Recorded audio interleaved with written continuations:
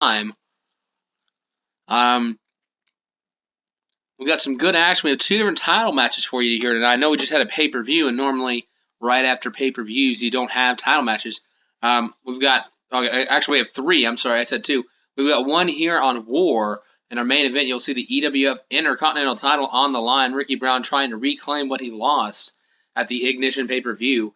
And on Skirmish, which you'll see later on tonight after War, you're going to see the Women's Championship being defended. Jessica Gage won that from Alicia Cruz at the Ignition pay-per-view as well. And just last night at our Breaking Ground pay-per-view, you're going to see Sammy Danger and Clown Danger one-on-one for the very first time ever. Sammy has wanted to get his hands on him for so long, and he did. He pounded Clown into the ground. All three men went through a beating in that triple threat, but Clown ended up taking the title off Sammy, and I think that's just going to light a bigger fire than expected. So as soon as I see anybody here jump in the chat and comment that they can hear me, we will get things underway. For anybody who's in the room right now, man on your left here on the screen is Brian Street, brand new member to this audience. CJ Lyons, of course, a longtime veteran.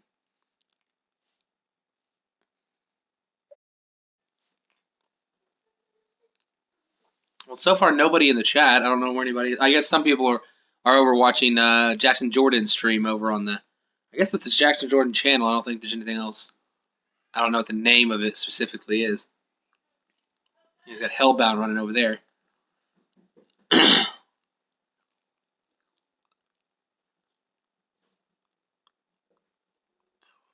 don't know. Maybe. See, if nobody's in here, then I don't know what to do. I don't know if it's up and running.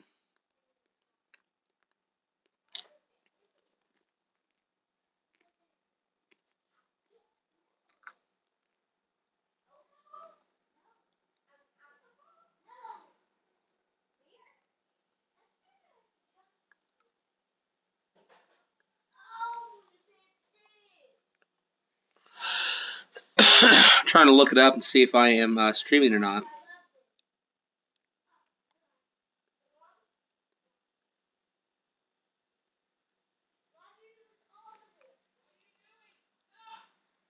Okay, we got two viewers in here at least. I don't know. They haven't said anything. Okay, well, there we go. Finally, Jake Watson said something. But I see now that I am, in fact, up and running and streaming. So we're going to get things underway. People can jump in when they can.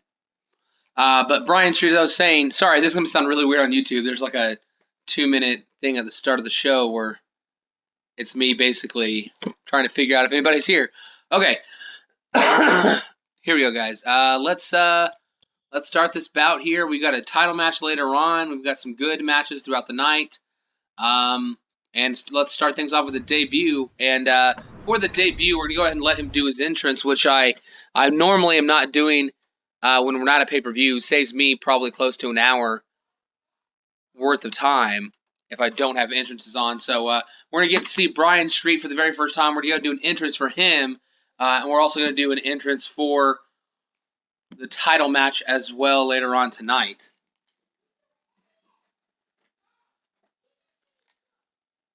Title match later on tonight. We want to at least give Demon a chance to walk out with that championship belt one time.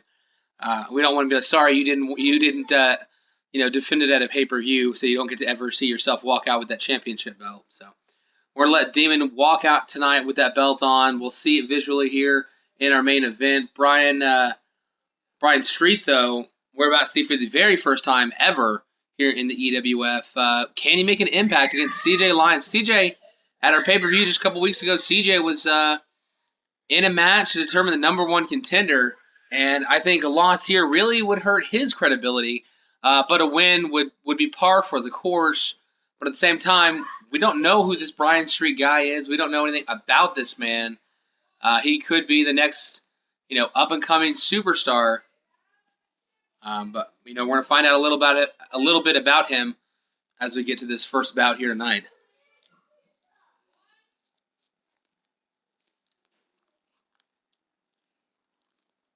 Seems like a really long loading time. I don't know why the loading's so long.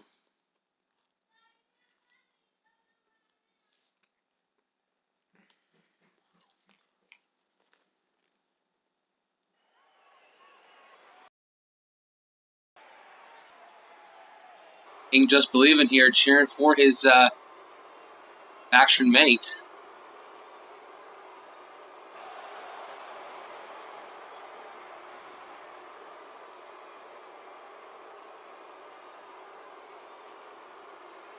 I know y'all can't hear it, but Brian Street is in fact coming out to the same music you would think he would be coming out to. That HBK style of theme, very catchy tune. Whenever this superstar enters the arena, the atmosphere turns truly electric. Sometimes a superstar just has that special connection with Brian Street. You know, I don't know what his finishes are. I don't know what his abilities are. I don't think he's not a powerhouse, not a guy who seems like he's going to be throwing guys around the ring. Definitely seems somewhere in the middle.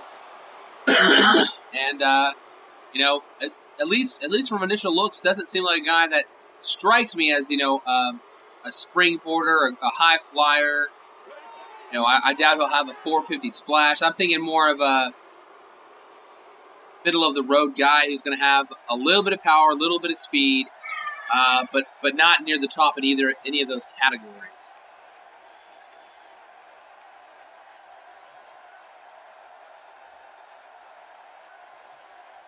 There he is, CJ. And approaching the ring, accompanied by Teresa from Toronto, Canada, the Scorpion. Oh boy, we're in for a treat tonight. Both of these superstars look geared up and ready to go. Yeah, and she is walking right behind her man, CJ, down the ramp here tonight. It's never easy. That crazy pyro from the crazy pyro from the West Carson Avenue family.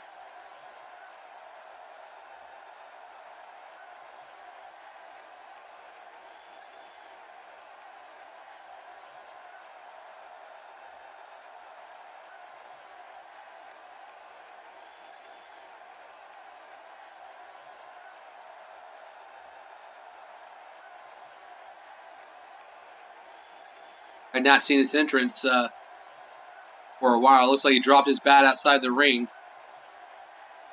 Finally looking like he's snapping into character ready. Here we go. Very slow, methodical walk to the ring, but now definitely looks like he is ready for this action here tonight.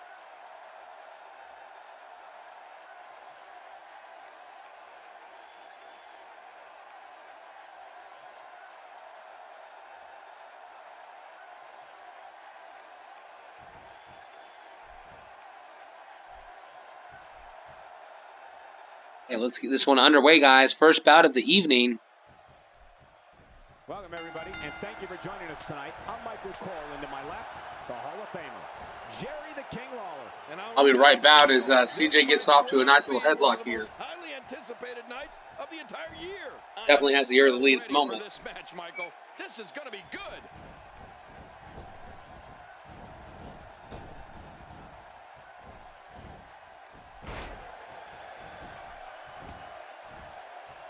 From our vantage point, it doesn't even look like a sweat has been broken. What do you believe Styles is thinking about? Definitely looking good so far. Hasn't taken too much punishment up to this point.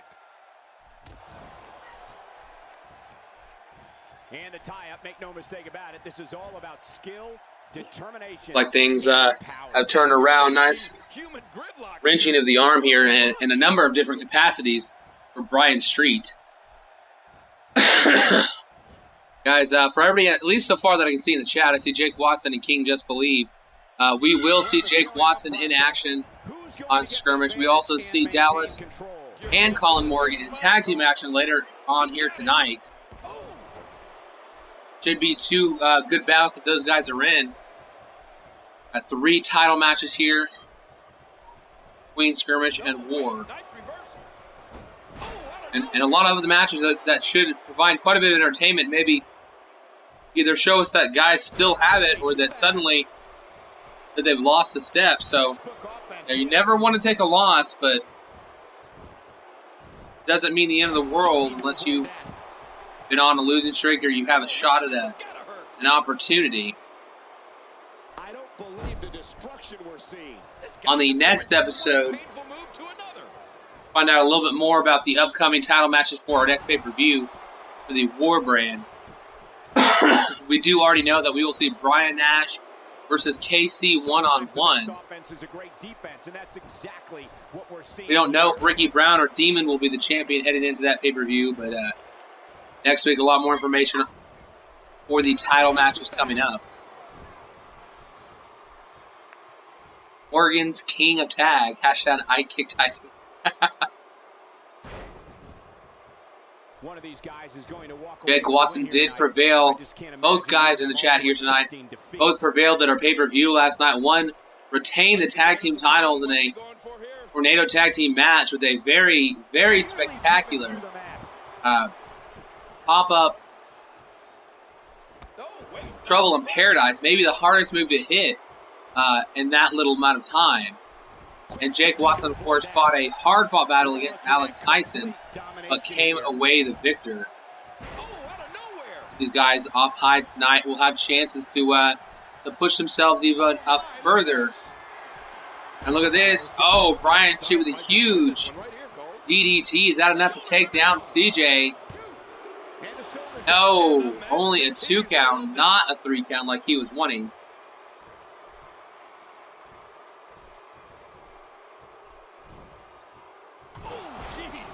Hits him up. Big knee to the gut right there. I think you might have been setting something up in the corner. I think what ends up happening is if they're still doing a taunt, or not a taunt, but like a grimace. Yeah, see, that's what it is. I just figured out why they walk to the corner sometimes and don't do the move. There's some moves have like a built-in grimace from the computer. Oh, sweet chin music. And if they're still doing that grimace when they get to the corner, the computer like tried to do the move but couldn't and moves on. That sweet chin music delivered to CJ. Is Namia going to help him? No. CJ able to throw him off of himself. And the knuckles connect. Ryan Street has been in complete control during this match. I'm very surprised. CJ, a longtime veteran, a great superstar here in this company, and a man who had to go through 2 different individuals in order to even get into the conversation for a world championship #1 contendership. Beat both the other contenders, made it a triple threat, and then failed to get the job done in pay-per-view, and now a loss here tonight. Hold on. Oh, referee didn't see it. He looked over at somebody in the audience over there. Mia's not the one who distracted him, but he did not see that foreign object that CJ had. Not able to get it done, though. CJ using a underhanded tactic right there, trying to get the victory. This match is not over. I still have CJ Storm. I don't have CJ Storm, Skypes. If you want me to add somebody to the universe, Skypes, do you already have a guy in the universe? If you do, then I won't add a second guy unless it's a tag team. But if you don't have a guy in the universe, I can in fact add one. I've still got room. It's not over yet. He's still got some fight left. You can just believe we've got a Jay McGregor, we've got a Brian Nash and a Brian Street. We've got a Dallas Morgan, a Colin Morgan, and a Matt Morgan. Sometimes names get shared. Oh, look at that running big boot. Watson saying he still doesn't know why Tyson turned on him, but he got what he deserved. The referee should have been in full view of that big left-handed shot. There was definitely some interference used right there, using some type of foreign object. But once again, Brian Street able to kick out. It's going to take more than that to keep him down tonight. Guys, is your guy on the show? Yeah, you can have a guy named CJ Storm. That's fine. Oh, look at this. Oh, I didn't know what move he was going to hit right there. A catapult rock bottom. That has got to be it for Brian Street. And Street really impressed me for the first 2/3 of this match. Seemed to do really well against CJ. Kind of was owning him, but for at least half the match, if not 2/3 of the match, was doing really great. But CJ had a furious comeback, smashed him twice with those brass knuckles. And even though the knuckles themselves couldn't get the job done, that catapult rock bottom definitely did.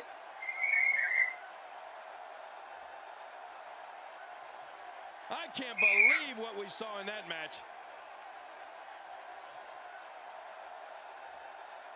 Both men were exhausted throughout this match. This right here, look at this. Into the corner he went.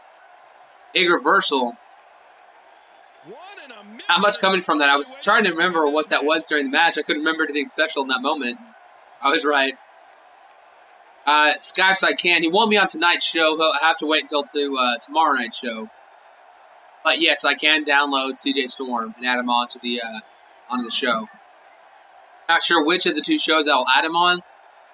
Might be War, might be Skirmish yet. Both rosters are about the same number right now. So, this right here. Off the far up. This is it. Throws him up. I don't know if he knew what to expect. When he catches him, Ryan Street is in so much disarray. I don't think he could have even thought about reversing it. That was enough to get the job done. Here's your winner. CJ hitting some big moves late in this match to get the win. Kia Lions out there on the outside, very pleased as well. This is the last time we see them square off.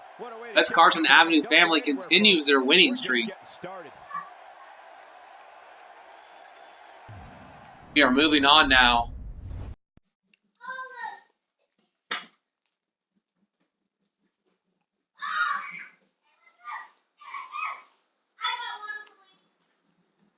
To me, right here, this is an interesting bout. Shawn Johnson has gone solo. He took a really bad loss at the pay-per-view for War. And Shane Thomas couldn't get the job done in that triple threat match to maybe be the next number one contender. So, both these guys need a win to get back on the right track. Deshaun really needs a win after the short-lived tag team with him and his brother, Rashad. Those two guys won a number one contenders match. They just could never quite get it going in the tag team division. Now,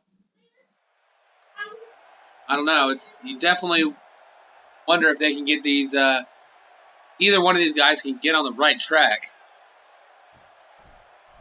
There's no other way to put it. This one-on-one match, unless we have a double count out or anything like that. One of these guys is going to have to pick up a win here tonight. This is going to be good.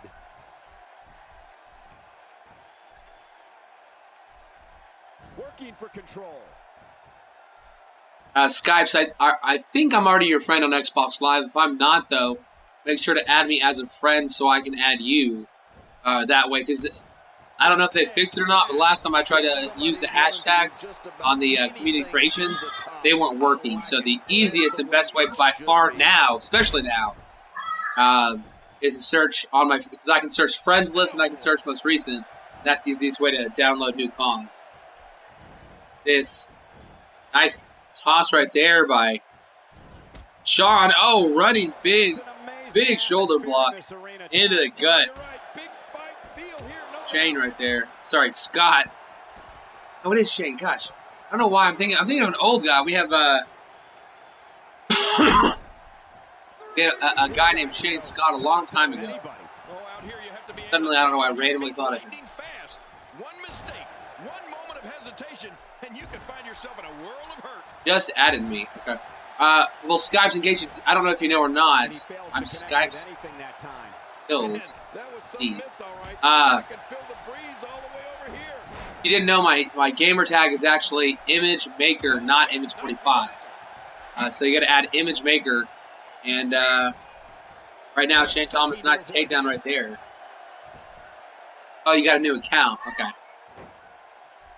thought I recognized your name. This is not the position. Well, Skypes is not how I do it, though. I don't. I usually set the matches up and everything ahead of time. You're right about that. I don't, and I normally don't. I don't have extra creator wrestlers. I've got the cause of everybody that's in the league, and then, you know, I have real-life creator wrestlers. You know, if there's somebody who they didn't add into the game or whatever else. All the Divas Revolution members and all that kind of stuff. But I normally don't, like, carry a bunch of extra creator wrestlers to use for random people that want to join. Right here, nice submission hold done by Deshaun. Deshaun really needs to, you know, if he can use his high-flying ability, because he's got one of the most devastating finishers from the top rope in the company. If he can start hitting that move and hitting it frequently, I think there's a very good chance he could climb back up to where he used to be. Look at this. Canadian Destroyer, a flipping pile driver. Is that enough to take Shane down? 1-2. That's the 2 guy, not quite enough. Looking motivated now.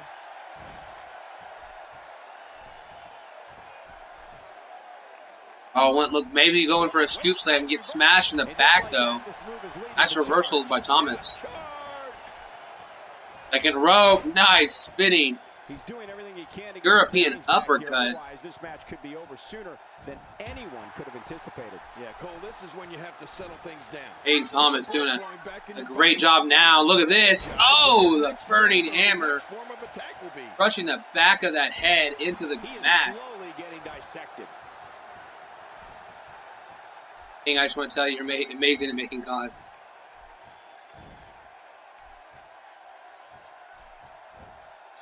Guys, I'm saying, yeah, technically I've got Sasha and Becky, but I rarely use in-game creator wrestlers. If somebody uses one as a manager, or they want to tag team with an in-game wrestler, I will. And there, of course, will be times in the future maybe that I bring in some real-life wrestlers, but in general, I don't use them much. And so far, actually, in the EWF, there have not been any real male wrestlers. We have had Eva Marie as a manager.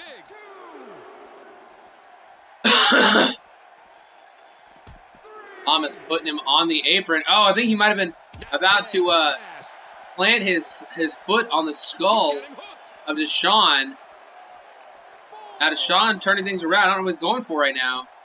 Throws him on the barricade. And a reversal by Thomas. Both these guys trying to use big maneuvers. I think he might have been going for that RVD spinning leg drop. Luckily for Thomas, he's able to reverse that. I think both these guys have already hit signatures and finisher. Oh, another signature right there. That Canadian pile driver once again. He is dragging Thomas to the center of the ring. Is it going to be enough? Hooks the leg. 1, 2. No, just a 2 count. Thomas looks exhausted. Sean maybe catching a breath too. Ends it letting it bite him in the butt. Big running European uppercut. 1, 2. No, Shane can't quite get it. Very late 2 count though. He is frustrated.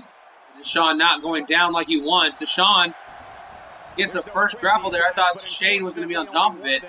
He's a little bit too much time upset with that late 2 count. Sean looks like he's got a little evil in his eye right here. Oh! That running dropkick with so much speed, so much contact on it.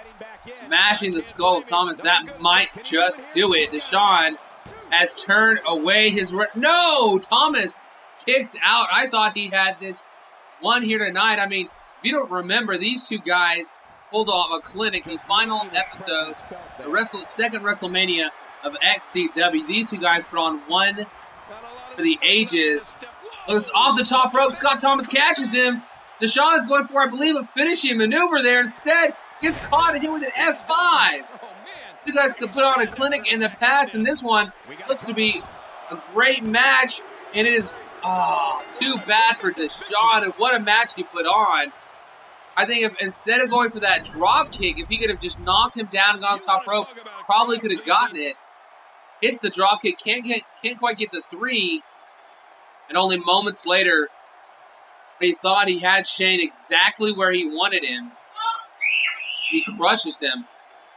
Gets crushed by Shane trying to jump off the top rope. You want to talk about incredible high-impact sports entertainment? Check out what happened during this match. These times where Deshaun, I think, took a little too long to act. Allowed Shane to get a big running, spinning European uppercut right there. I didn't think that'd be enough to put Deshaun down, but it was actually a lot closer than I thought it was going to be. We may be looking at the match of the year. Here's the last big move from Deshaun. I thought this was going to end the match right here. Instead of going for this, he should have tried to go for a top rope move. Instead, hits this, goes for the 2, and ends up paying for it. Here it is, hooking the leg. Almost able to kick out. There he goes, climb the top rope. Looks like he is in perfect positioning. And look how fast Shane got up, catches him, makes him pay for it. Sean couldn't wiggle free, couldn't get out, couldn't reverse that. Shane, an F5. The move popularized by Brock Lesnar. Now being used right there by Shane Thomas. It. He stole that. That is not fair. Jackson thinks that that's not fair that he stole the F5. Wow, I can't believe the amount of punishment. Shane used it to... He should get the attitude adjusted. Down for a 3 count. Guys, Good. I have to say, that was an amazing match. Bad.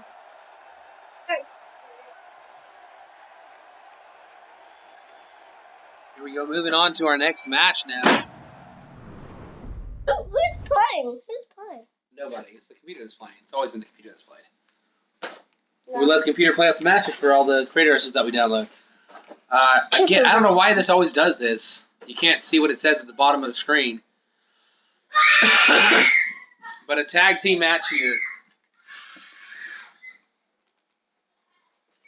The 2 men on the right side, not a traditional tag. They are not partners. They are not friends.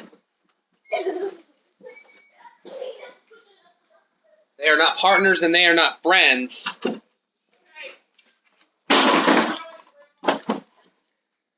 Sorry, got unruly children running around like crazy.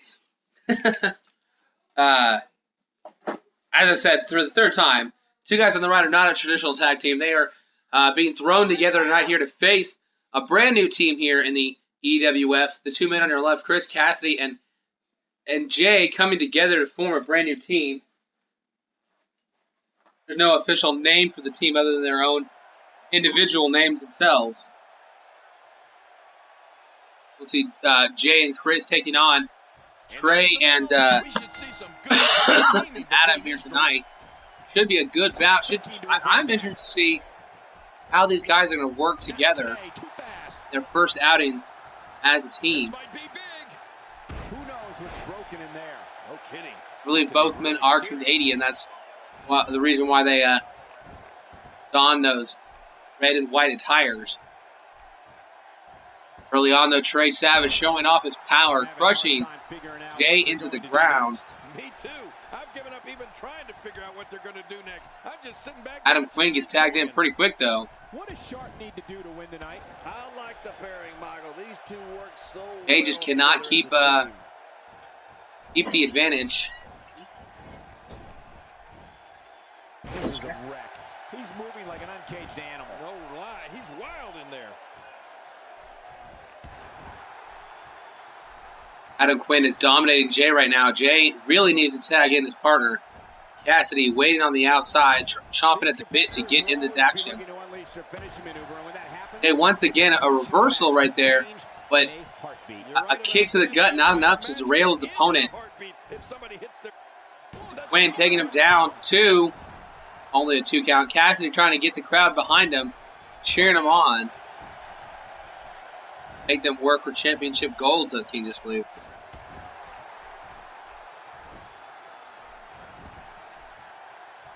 If you haven't done it yet, check out WWE.com. You'll find updates. Hey, right there, dropping the jawbreaker.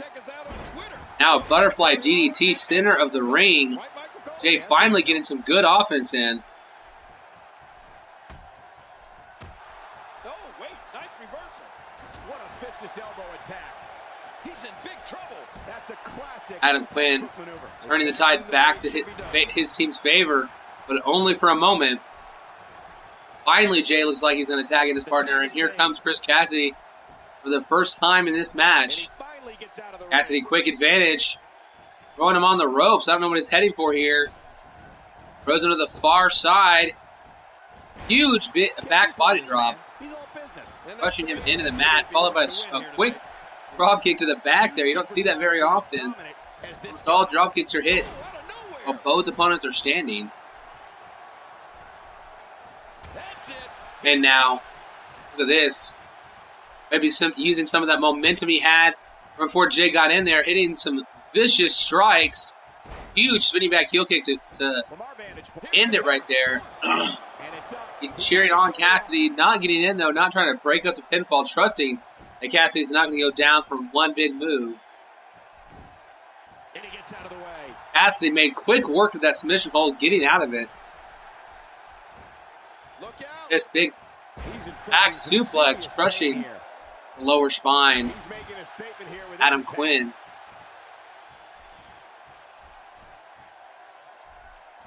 Cassidy going up top. What is this? Oh!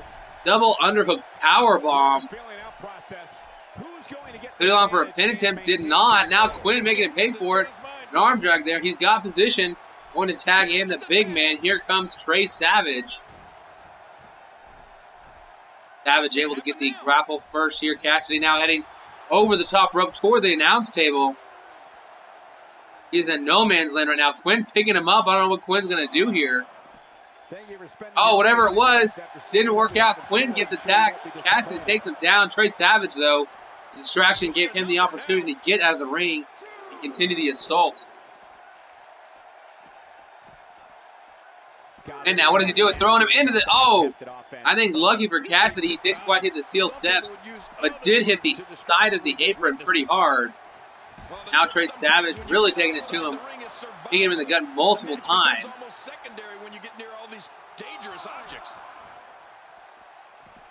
Savage needs to make an impact in this company, and might do so just... I thought he was about to do the spear to the barricade. No, at 7 count, he gets in the ring and immediately gets right back out. He wants to continue this punishment out here.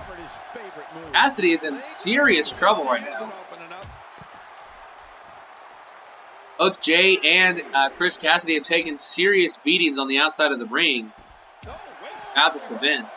Sorry, not throughout. Jay was inside the ring getting beaten pretty badly. Cassidy taking a beating outside. Finally gets the upper hand on the big man.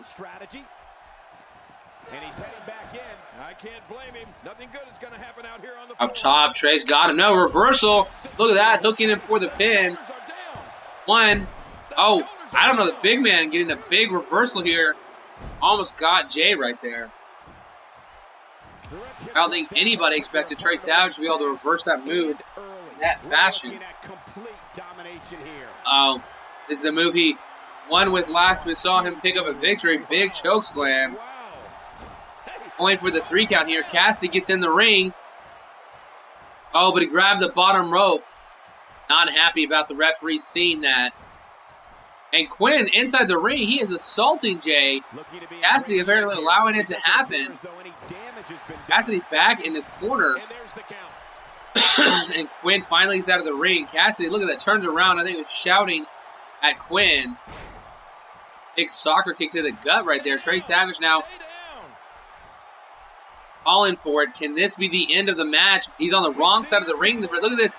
Two-handed choke slam. Tosses him down to the ground. Cassidy distracted. 1, 2. Quinn makes the save. 3. And this is not the first bout these two guys wanted to have their debut as a team. Taking the loss to 2 single superstars, two guys thrown together really just to give them an opponent here tonight. And it really had to do with their lack of communication. Let's go to the highlights here.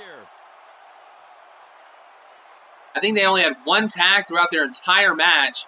It was after Jay taking a severe beating. Cassidy was in there a long time, never tagged back out.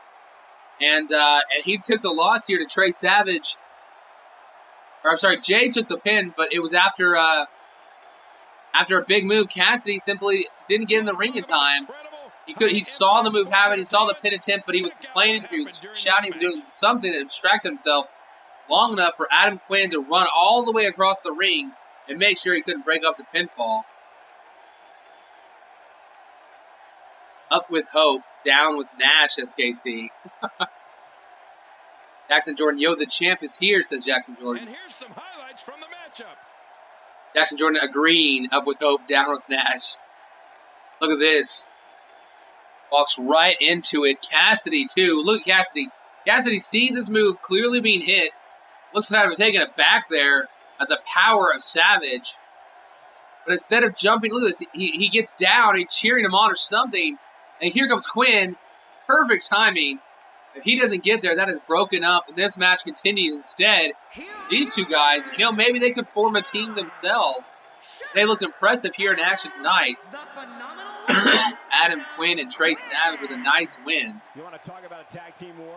We most definitely witnessed just that. This was from bell to bell, a clinic in tag team wrestling. English Believe saying Jackson Jordan, the champ, has been here. Just playing. I don't care how many wins you have. Whenever your hand. Moving on now, we've got 3 more matches before we get to the main event of War, where we'll see the Intercontinental title defended. I hope Ricky Brown gets in here by then. I know that he's around the internet somewhere. I saw him over in Jackson Jordan's stream earlier. So hopefully Ricky Brown will be here for his title rematch. But we are going to see Kent Carter taking on Jay McGregor. And I could be wrong. I thought I heard a rumor of Kent Carter unhappy that he's facing such a jobber, as he called him, a man he feels that he is too good to face.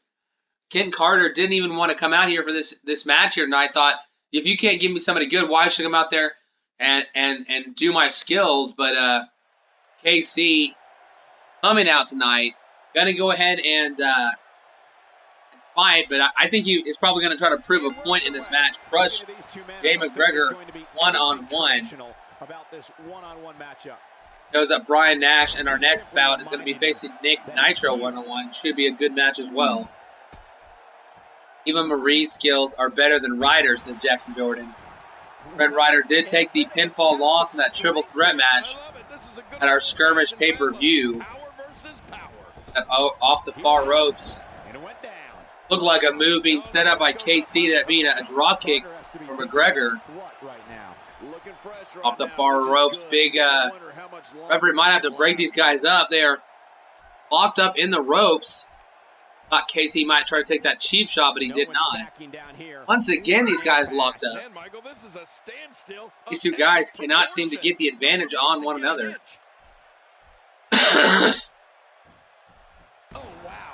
KC agrees that Ryder has more skills than Eva Marie.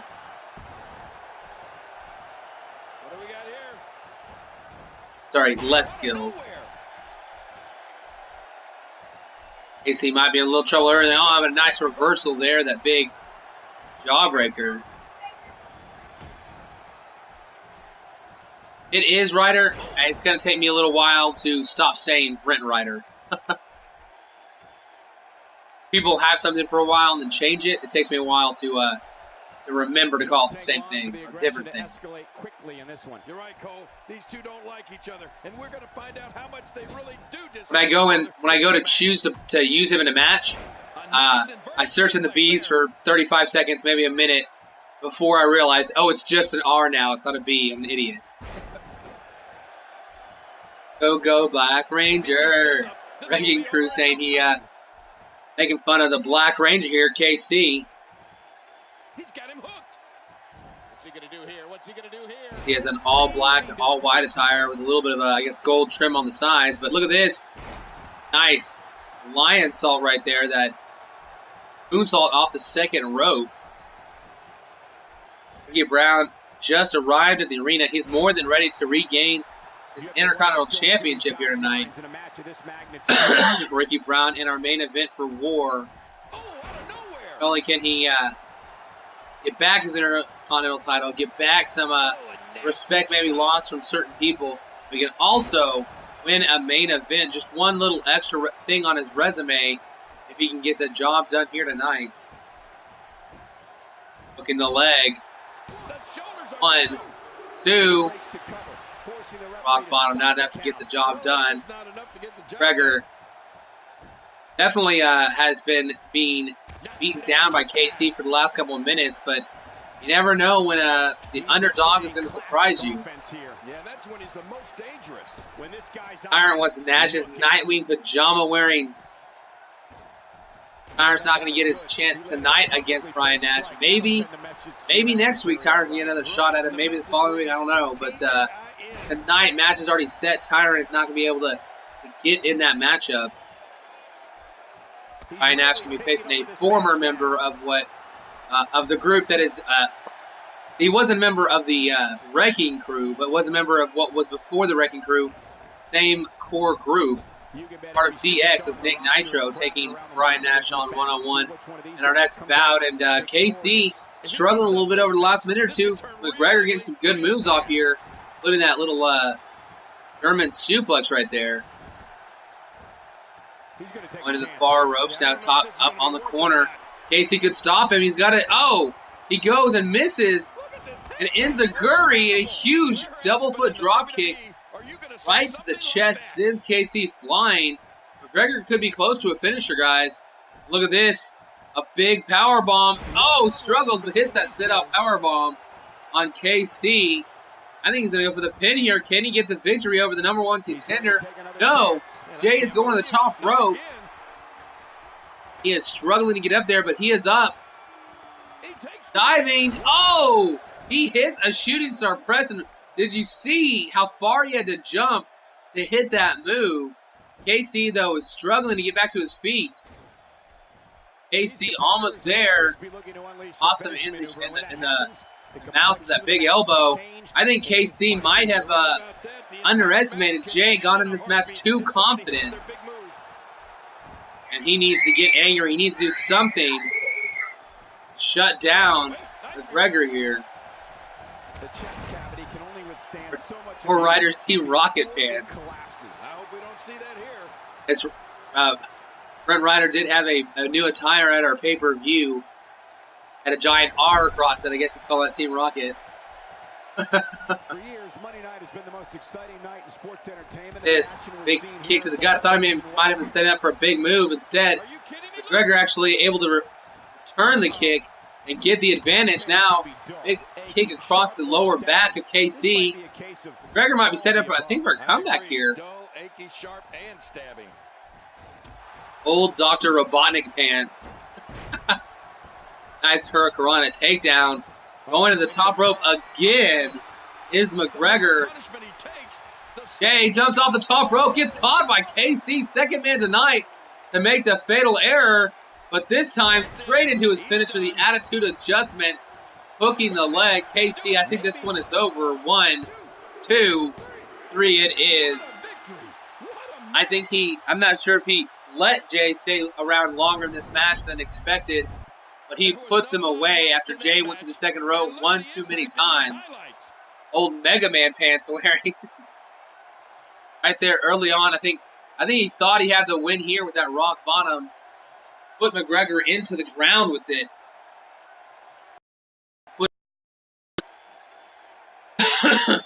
McGregor had a really good spurt of moves throughout this match. Not sure. I think this is the final move right here. Gets up, catches him, throws him back up on his shoulders, and puts him away with his finisher, the attitude adjustment of Fusion Mountain 4. I was saying Jackson, I guess. There we go. Third time's the charm. Fusion Mountain. KC with that victory. A little bit harder than expected, but you never know what your opponent's going to bring to the ring. He fought through it and put away his opponent in good fashion here tonight. Now the #1 contender for the world title here in EWF, is about to see the man who is the champion still, Brian Tornado Nash, go one-on-one with Nick Nitro. And I don't know, I personally think Brian Nash, we could see what happened last night at our pay-per-view when Kirby got crushed by Jackson Jordan. We could see something like that. But Nitro has been a former champion in the XCW, so Nitro, is not the worst opponent that you could find. You could definitely find a lot of guys further down on the card than Nitro to fight one-on-one, but you never know when Nitro's going to pull something off here.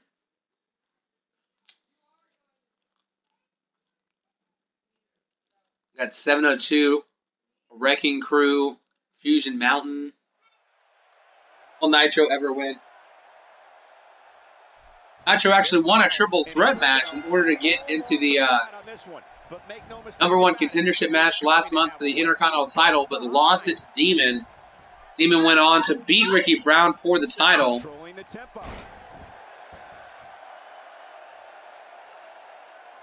He already had the tattoo, he just made it bigger. And the tie-up, make no mistake about it. This is Pink tat and a unicorn kick. Unicorn power versus Jackson Jordan. That is, I believe that's Songbird. It's Give us your thoughts about Newton. Comic book character on his shoulder. Used to have a tattoo of Rogue. This year got changed to a tattoo of Songbird. It's a little bit bigger, a little bit more prominent.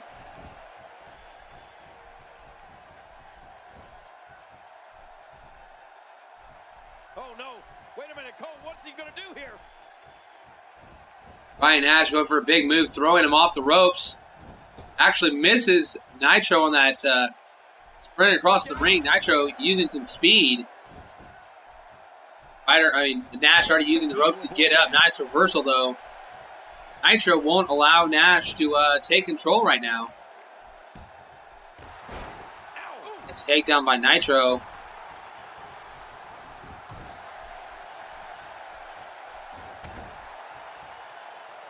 I'm surprised. He hadn't hit any big moves yet, but he hadn't allowed Nash to get one either. Actually able to fight him off for the moment being. And a back body drop. Nitro really surprised me thus far. I think Nash is just getting annoyed with Nitro. Look at that, once again reversing him. Once Nash can get control of this match, he might be able to keep it, but Nitro not letting him take control yet. And there we go, nice sidewalk slam right there. Up to the face, big boot from Nitro. I don't know how these guys have these many reversals. Ryan Nash able to beat him. I don't know how he beat him to the grapple there. Spun around a couple times, and now is this going for a power bomb? I don't think this is the F7, but oh, look at that jackknife, shades of his brother Kevin Nash. Ryan popping him in the back of the leg now. 1, 2, off that jackknife. We're looking at complete domination here. In fact, both of these grown men are wearing comic book attires. Technically, Brent Ryder's is not a comic book attire. It's just a giant red R. I'm trying to remember in Pokemon, don't they have an R on their shirts? Not on their pants, and there's definitely not a giant R across the entire pants, my knowledge. Pokemon. But yeah, he does have 2 comic book characters on his costume. One has a tattoo, one has a design on the side of his pants. Oh, I'm sorry, you meant... I thought you were talking about me because you brought the Pokemon thing. You're talking about the guy wearing Wolverine stuff, yeah. I was so confused, I was like, what? Yes, these grown men are both wearing comic book attires. Wow. Important to read every word in a sentence. Ryder, not here. He'll be seen later on Skirmish, but Ryan Nash, I think he is really, I think he's even more surprised than KC was with Jay McGregor about how Nick Nitro has been fighting throughout this match. Look at this, Nitro going for a submission hold here.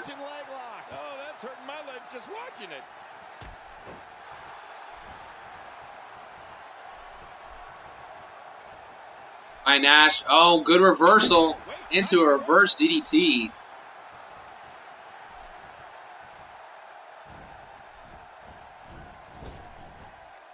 Uh-oh. Uh-oh. We haven't seen him pull this one out in a while. And F5 catapulted him, caught him in midair. No spear, no F7. Might put Nitro away, though. No. F5 not enough. 1960s Batman. A knockdown, drag-out brawl, complete with a big stomp. And these guys are throwing bombs. They're pulling out all the stops. Oh, no. Wait a minute, Cole. What's he going to do? One more match after this bout before we get to the Intercontinental Championship match. Riddler's sidekick, Ryder. So, 2 more matches, and then the bell. Great one-on-one action here tonight. Including the match for on, Doesn't get much better than this. Is it a ladder match? Why are you yelling? No. How many people are in it? Just 2 people. Yep, Ricky Brown trying to get back the Intercontinental title from Demon. Nitro taking apart the table. I don't know if he has some nefarious plan for Nash. Look at this. Throws him into the steel steps. Inside the ring again. Yeah, and they should be. This is where the action needs to be.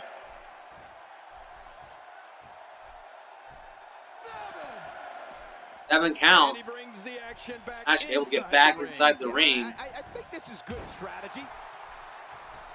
Ryder was in Lego Batman 3. Thought Nash might have pushed him down for a pin instead of doing a side headlock on the ground here. Nash reversal into a side headlock right there. Nash, though, turning things back around. A big Angela backbreaker right there. I think Nash could be a moment away from an F7 or from a spear. Seems like he should be hitting one of those any moment. No, doesn't go for the spear. Instead, goes for the Scorpion Deathlock, the sharpshooter, if you will. Has it locked in. Could Nitro tap out? Get in the center of the ring. No chance at getting to the ropes. Nash, you know what? I think Nash might be, like, unhappy with that. Got to go for the pin, though. Nitro able to kick out. Could be one F7 away. I think if he hits the F7, there's absolutely no way Nick Nitro kicks out. Walks over, gets a big right hand to the gut, though. What is this? Oh, very unique, spectacular move right there. Pump handle neck breaker by Nick Nitro. Nash able to kick out. It's a sharpshooter. How do you know that move? No, most moves, Jackson. You know what? He's in big trouble. I've watched wrestling for a long time, and I actually care about knowing what they are. And who told you all this?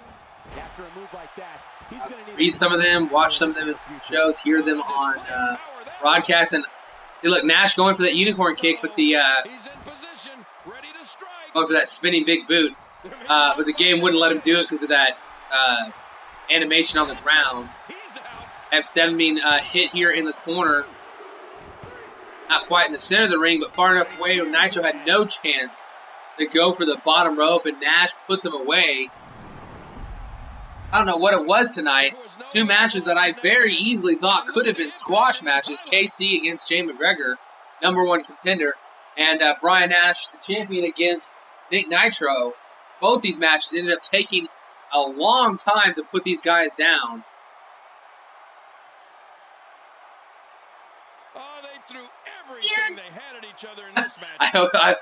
KC saying, Tornado, I hope you enjoyed your run as champion. Tornado, I have. Thanks for asking.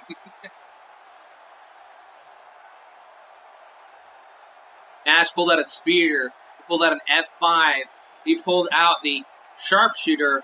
And finally, to put away his opponent, had to pull out the F7. One of the most devastating moves in this company's history.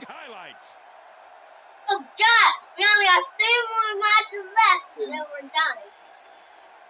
Hey, Tyrant, did you ever put up a new, a 90 overall Tyrant? And then we're done. Stop. Let's see what happened during that incredible matchup. Did you ever put up a new Tyrant, or should I just, he's in a tag team match with Dan Juan tonight. You want me to just leave him as an 88 for the show? Do you want me to go edit his overall to a 90? Or do you want me to download a new 90 to put up? Let me know real quick in the stream. You can see Nash Later in the Interbelt. His stage name is Mandigo Tom. That's a really weird name. Michael. You got that right, partner. Again, huge here tonight. Yeah, Wrecking Crew, let me know real quick which one you want me to do.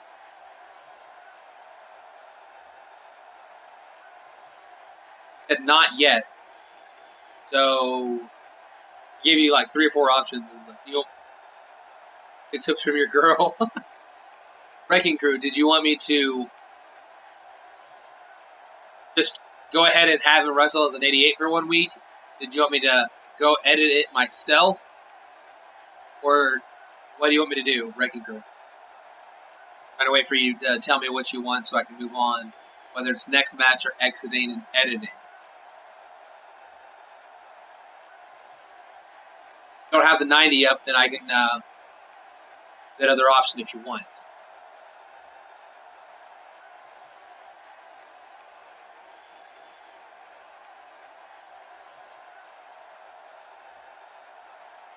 Thief Apex, you have not missed your match tonight. You will be defending your TV title against Sammy Danger one-on-one, Thief Apex, but it'll probably be at least an hour away, maybe close to an hour and a half. Wait, I wish I'd been able to start sooner. Okay, so I'll go ahead and I'll let him wrestle. Since it's a tag match, it's less important than it would normally be. Here we go.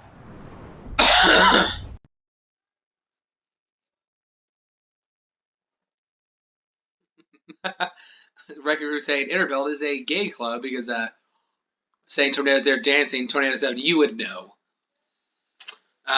Drives me crazy that it screws up the words when you do tag matches, but the 2 men on your left, members of the Wrecking Crew, Dan, Juan, and Tyrant, are going up against champions here in the EWF, still champions. Colin and Dallas Morgan put away their opponents in that first ever Tornado title match here for those tag team titles. And I think Tyrant might be on the warpath. He could take the loss without even being the man in the ring tonight, but I think he is furious about the match that went down with Nash, and he wants to end Nash himself. I don't know if he'd be happy if KC beat Nash and he took the title from KC. I think he wants himself to be the man that puts Nash down. You told me, Nash, that you got that tattoo there. Steve Apex, hey, gay means happy, so it's the Happy Club. Morgan and Morgan versus Wrecking Crew. Good luck. We're ready to go. What's he gonna do here? Iron right out of the gates, crushing Colin Morgan here. Big over the top belly to belly suplex right there. I've been looking forward to this one for a long time, Cole.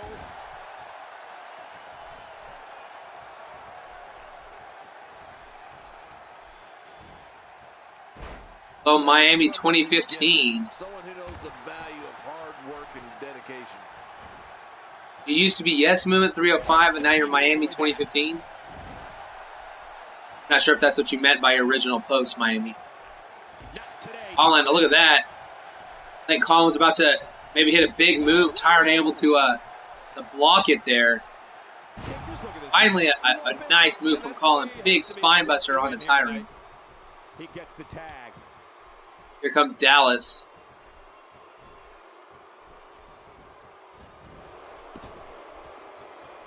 Up. So, Yes Movement, I can't remember who your guy is, Yes Movement, off the top of my head. So, I still haven't gotten used to some of the Twitch names. So, Miami, so who's your guy again? Iron taken to the ground outside now. Beating up Colin pretty good. Finally, Colin got one good move in and tagged in Dallas. And Colin was thinking, I don't have it right now, can't get it going, so switch some things out here. He'll be feeling the effects of that for a while. Oh, look at this. A double underhook powerbomb. Nice move by Tyrant. Already at a 6 count. Tyrant could just let him continue the count. Oh, misses the suicide dive. Kind of a crazy angle to do it at. Actually, somehow missed Colin on the apron and missed Dallas on the ground. Midwest Gaming Wolfpack in the house. Iron could be in trouble here. Look at this, pounding his skull into the off that steel post. 3 count, both men here. Intimidating figure standing over Tyrant. Big right hand from Colin accidentally hit Dallas. Tyrant with a nice hurricanrana. Takes Dallas down too, taking both men on at the same time. Dan Juan comfortably over on his apron over there. Did not get involved at all, even when they were double teaming Tyrant. Right now, some bad things going through the mind of Dallas Morgan. What is he going for here? Is this a double underhook? Off the top rope, double underhook suplex. He does and hits it. Center of the ring. Could go for the pin, and he does. Tyrant does not get that 3 count, though. Early 2 count, able to kick out. Might need to tag in Dan Juan at least for a couple minutes. Give yourself a little breather. Backslide driver crushes him into the mat. And Tyrant finally, look at that pause for a moment. I think he wanted to continue the assault. Decided it might be best just to give Dan a little bit of time in the ring.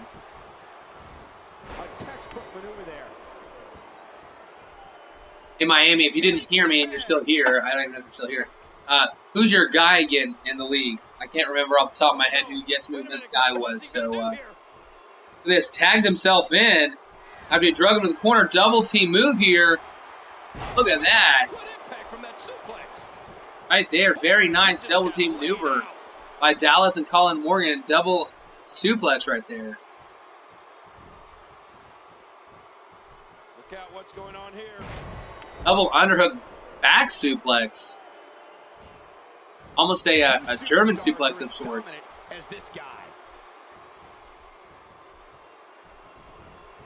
Hold on, Dan Juan out of nowhere. I look like he's about to head to Alabama Slam and a nice reversal by Dallas Morgan. Big headbutt by Dan, though. Okay, used to be Jack the Hunter. Oh, big takedown. Okay, so you were Jack the Hunter, I guess at the end of, probably near the end of XCW.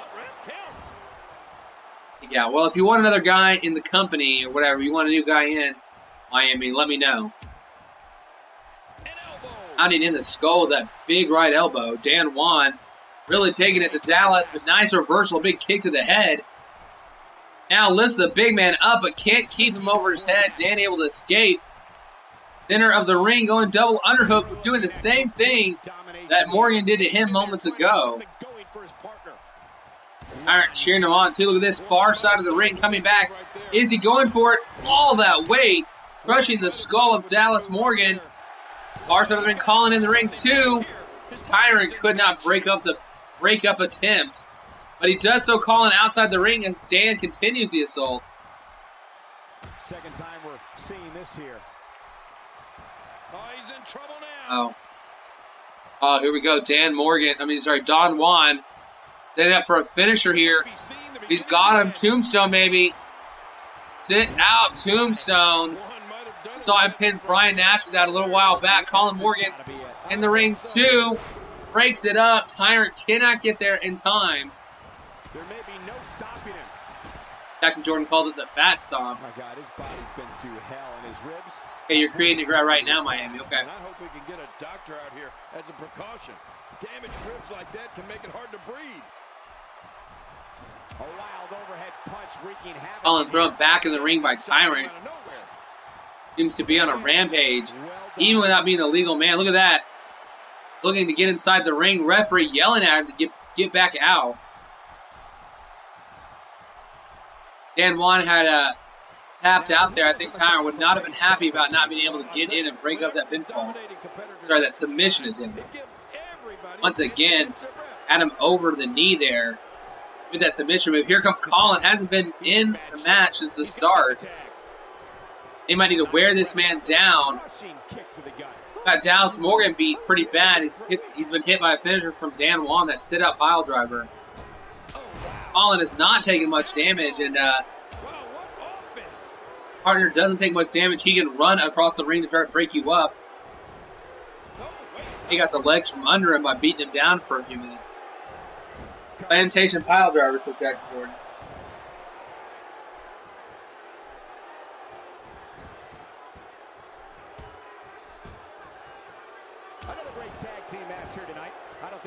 team scene has ever been hotter here in WWE. Here comes Tyrant back. Has also not been in the match for a long period of time.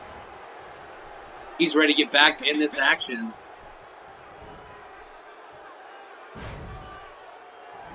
My God, his body's been through hell. The shoulders are down. On, look at this. No, Colin was close for that 3. Dan, though, very confident, and Tyrant did not get in to break it up. What's he gonna do here? Colin on the ropes. Tyrant being thrown outside the ring. Knocked down. I thought might turn a hard Irish whip him over the top rope instead, just to the apron, but then a good right hand sends him crashing to the floor. Oh, wow. Good Lord, that wasn't even close. So that's what it's like being so far off the mark. He may be in the best. Oh, look at that nice reversal. Saw Tyrant do that early on in the match. Turning the favor right now. I'm sure I can watch this. Somehow, he's kicked it into another gear here tonight. And he brings the action back inside the ring. Yeah, I think this is good strategy. Tyrant, ran wide into that. Didn't see it coming. He's just getting dissected. Eric, I didn't know what to call that move. It's kind of an Alabama slam, spin out, face buster. Look at this, running spear from the corner. Colin could go for the win here. Dan Juan's got to get in there and break it up. 1, 2. Oh, gets there just in time. A little bit slow to get in the ring. Didn't even get in the ring until the 1 count started. Look at this. Dan Juan already got back outside the ring, was back on his corner, and Dallas assaults him. I think Colin might be looking for a double team maneuver here, but Dallas not in his corner for the double team move. What is this? What is this? Is he about to do what I think he's about to do? I think they're trying to take out the leader of the Wrecking Crew. Tyrant just got suplexed from the corner inside the ring to the outside of the ring. That is such a devastating move. He could have left him there for a week. He would have never gotten up. Look at this, a spine buster right in front of that announce table. If I'm Colin Morgan, I should get back in the ring here. You're going to win this match by count out. Instead, he's setting up for another big move. Is this a bullplex? It is. I don't know what referee what count the referee is at, but he picks Tyrant up. Tyrant just staggering right now. Look at him. We're at a 1 count now because of the tag. He was on the apron, technically outside the ring. I think that'd have been I think that if the count had not had to restart there, I think that might have been a win by count out. If I win tonight, I might take off my face paint to do a Clown Danger face review. Oh, look at this. Going for a power bomb. Oh, that is their finisher, the power bomb RKO combo. Tyrant on the ground. Look at this. He is in there all ready to stop Dan Juan. Dan Juan cannot stop him. Look at that. In the middle of that move. Oh, I really hope they show that replay. I don't know how you can pick out highlights from that match. The whole match was highlights. Dan Juan was in the middle had a middle of a move being done, but when the 3 count happens, like all the characters stop whatever they're doing. Dan Juan was in the middle of that like wheelbarrow move. That was really weird.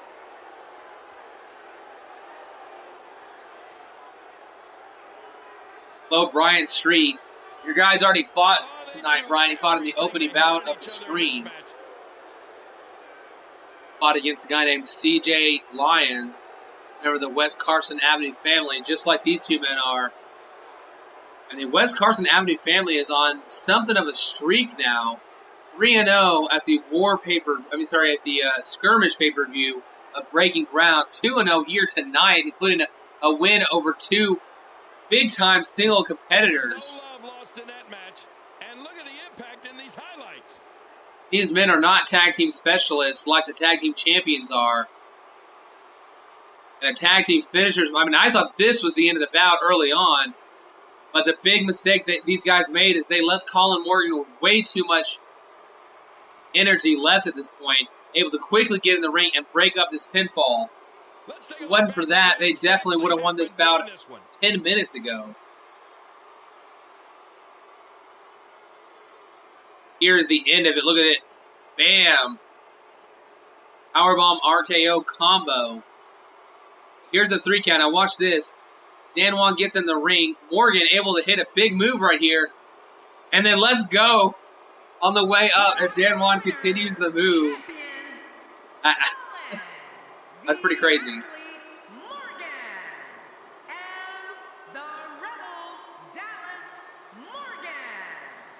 Midwest Gaming saying the West Carson Avenue family is still on top. They might have the most wins recently, the longest winning streak going by a fashion by far.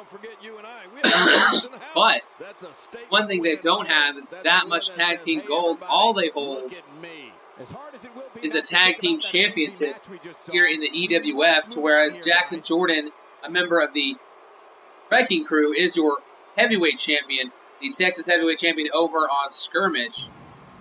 And, of course, Jessica Gage is your women's champion. So 2 different championships held by that one organization, and it could be a 3rd title held by the Wrecking Crew if Ricky Brown can regain his Intercontinental Championship in this match right here. LOL, he fell in midair, says Thief Apex. Yeah, it was funny. Like, theoretically, Thief Apex, when Dan Juan was getting wheelbarrowed up, he should not have flipped like he did when he let go of the move, because the winning animation overruled the animation he was already in. But Dan Juan apparently was stuck in an animation he could not stop, so the animation continued around anyways. EWF Intercontinental title match. And I think Demon surprised everybody when he beat Ricky Brown for the title. Demon had lost to Nash for the first world title match, and it was pretty bad, but Demon fought his way back, able to win the Intercontinental title elimination tournament, and then eventually faced Ricky Brown one-on-one, beat him. It did not pin him. It was a last man standing match. Did not pin Ricky Brown, just to let you know that. But Ricky Brown does go down for the 10 count. But tonight, all it's going to take is 3, but you got to pin your opponent. Get it done. And it is for the ECW Intercontinental Championship. Iron has the flu and it's medicated. Please understand.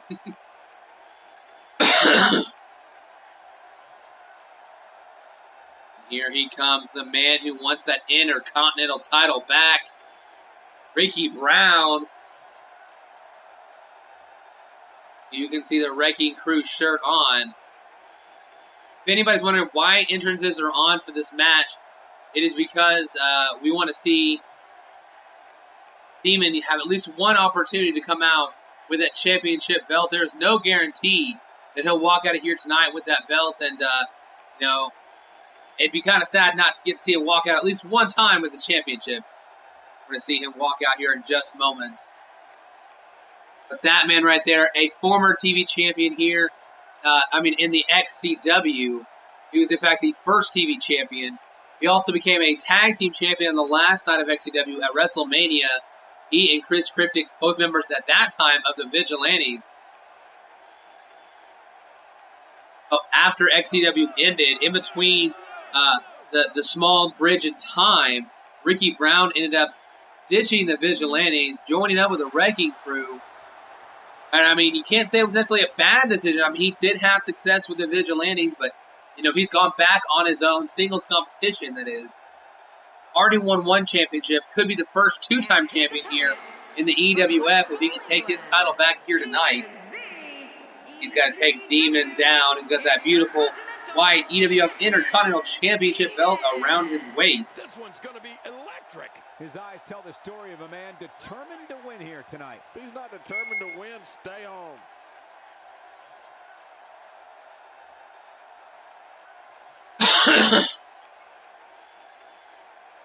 Climbing up to the top rope, he is ready to go. Steve Apex says Ricky Brown, he thinks that Ricky Brown could do it. Ricky Brown supporting sporting a new attire here tonight.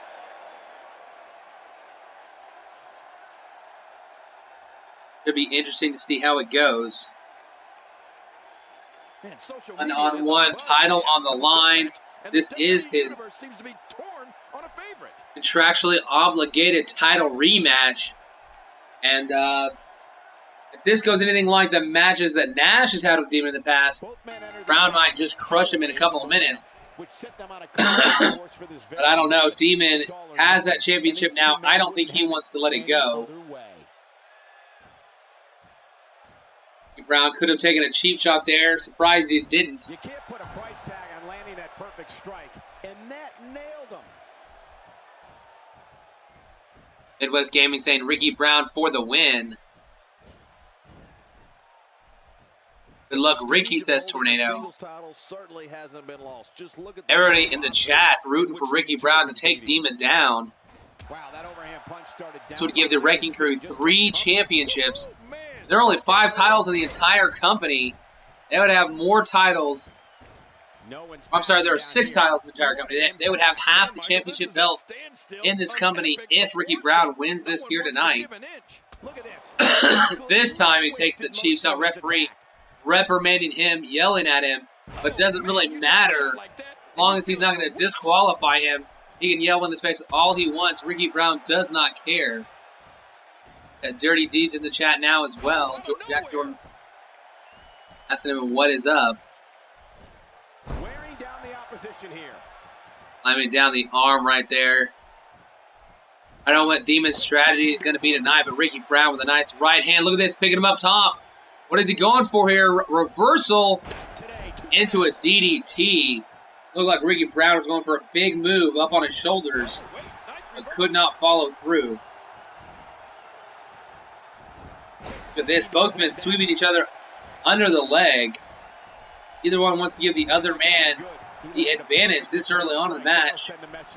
Some matches are won late, like in the 4th quarter of a game, but some matches are won early on. Look at that rock bottom right there, pushing him into the mat. We saw Jackson Jordan destroy Kirby to win that the heavyweight title over on the pay-per-view last night. We know matches do not have to have a back and forth very much. They can be almost completely one-sided. Right now, up top is Demon going for something here. Falling for it. Is this the coup de grace? It is, but he misses. Ricky Brown able to avoid it, turns him around. Got to the big move, center of the ring. Nice. Double under. Sorry, full Nelson slam right there. Ricky Brown very close to the 3 count. Hashtag Texas Heavyweight Championship for the win, says Jackson Jordan. Look at this. Ricky Brown snapping the neck. Dirty Deeds, the overall cap is 90. No stat lower than a 60. And at least 1 ability. Those are the 3 things. Nice turnaround clothesline right there. 1, 2, discus could not put him away though. Ricky Brown frustrated, wants this man to go down for the 3, wants his title back. Look at this, pounding in the head. That big right hand. Stunner. Look at that, he stunned Ricky Brown out of nowhere. Ricky, is he not getting his title back tonight? No, kicks out at a 2. And now it's Demon who's frustrated about not getting the victory. That attribute ability, Tornado. Attribute or what the 90 overall is. Ricky Brown, Luthez press pounding in the face of Demon. Demon quickly turning things around. Nice shoulder block, taking down his opponent. Back and forth these guys go. This is late in the match. Now this is 4th quarter. And Demon setting up for a big move on the... Look at this, hold on. Throws him over the top rope. Ricky Brown's going to move out of the way. Otherwise, he's about to get speared through the ropes out on the outside of the floor.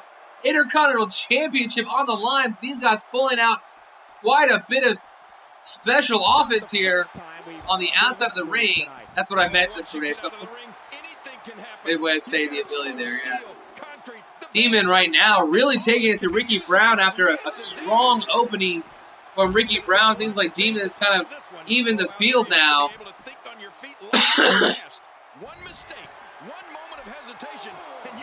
Climbing up. Could he go for that coup de grace to the outside? Oh, does a diving leg drop to the outside. And now goes for a big right hand, gets it blocked. Ricky Brown finally able to get something off, throws Demon back in the ring. And here a big elbow sends Demon rolling back in. Ricky could be set up for a big move. Climbed up to the top turnbuckle. We don't see Ricky Brown up there often. Elbow drop right to the back. And now he is setting up. He is going to call this. He's calling his shot. Intercontinental title could be won right here. He's got him. Vertebreaker up top. Demon can't escape from this. Oh, crushes the back of the skull. Ricky Brown. Then look at this. He could go for the pin. The Intercontinental title instead. He is going for a comeback move. I don't know why he would choose to do this. Go for the pin, Ricky. Go for the pin. Look at this in the corner now. He hit that comeback perfectly, but look at this. Fails.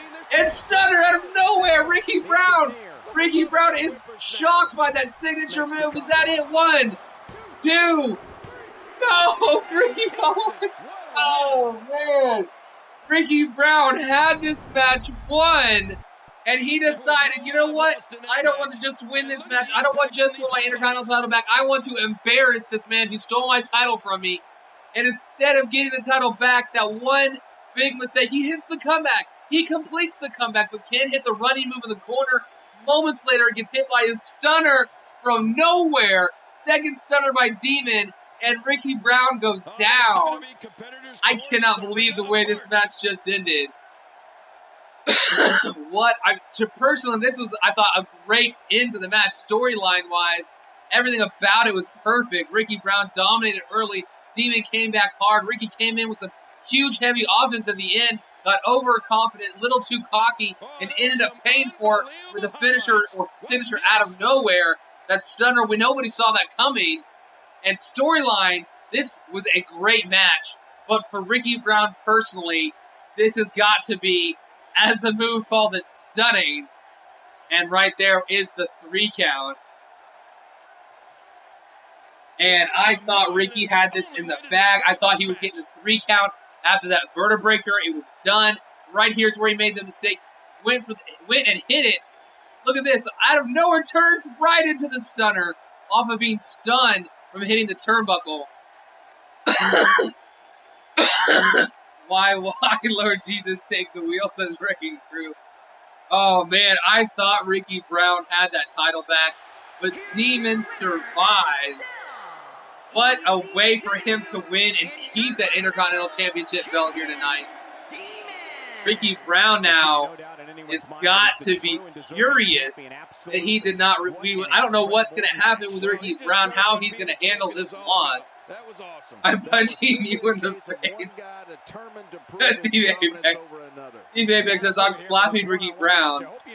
Ricky Brown, I'm punching you in the face. Fredo finally chimes in with the hashtag get wrecked. Oh, man, I am sorry to Ricky Brown. That one has got to hurt.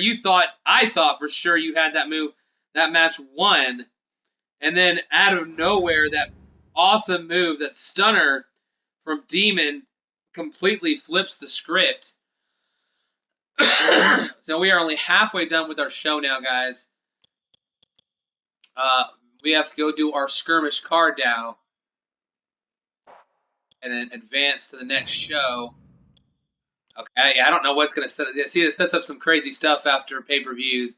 Tries to put all these rivalries and stuff going together.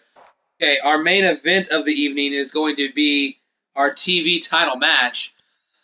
Let's just do, one-on-one participants. That title is Hellbound.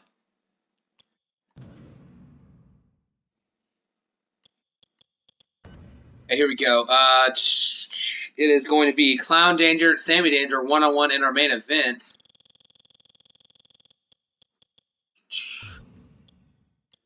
Add a manager. No, for title match, we're not going to add the managers that these guys would have. And Sammy Danger. Sammy.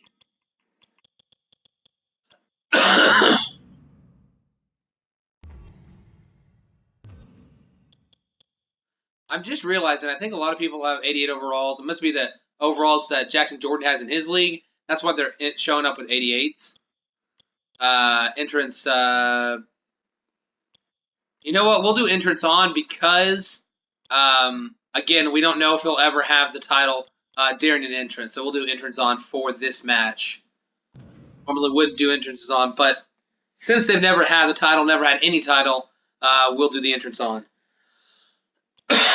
Second to last match. That's what I wanted to do. It's going to be a women's championship match. It'll be Alicia Cruz. And she's going to go one-on-one with your women's champion, Jessica Gage.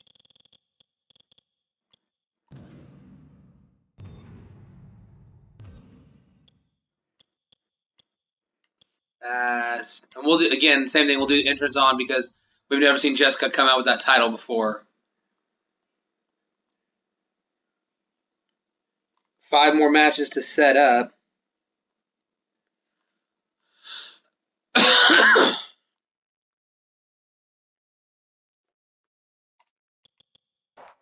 Okay, one-on-one. We're going to see our new Texas Heavyweight Champion going one-on-one in this matchup. Jackson Jordan.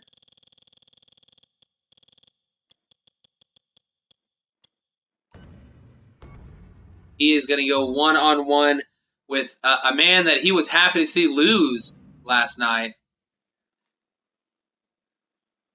LOL, I don't know. He was a danger. Hello, what's up? Well, what exactly? Orange? With original. Triple threat with Tia, says Midwest Gaming. Well, this is the rematch from the pay-per-view, so we're allowing her to get her championship one-on-one rematch here tonight. Doesn't mean Tia might not, or Sean Tia, or somebody from the West Carson Avenue family can't get into that title picture. Alex Tyson one-on-one with Jackson Jordan. Jordan, glad to see him get wrecked at the pay-per-view. Going to do a little bit of wrecking himself, I think he expects to do tonight. Here we're going to see a one-on-one bout. The two men who both got pinned in their respective title matches at the pay-per-view. We're going to see one-on-one Ryder taking on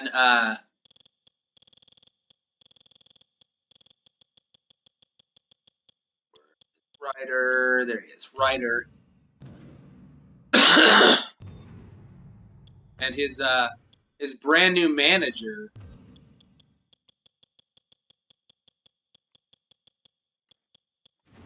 She's under, yeah. There. So yeah, Ryder's going one-on-one with I don't know why I'm not seeing this. There we go. Kirby.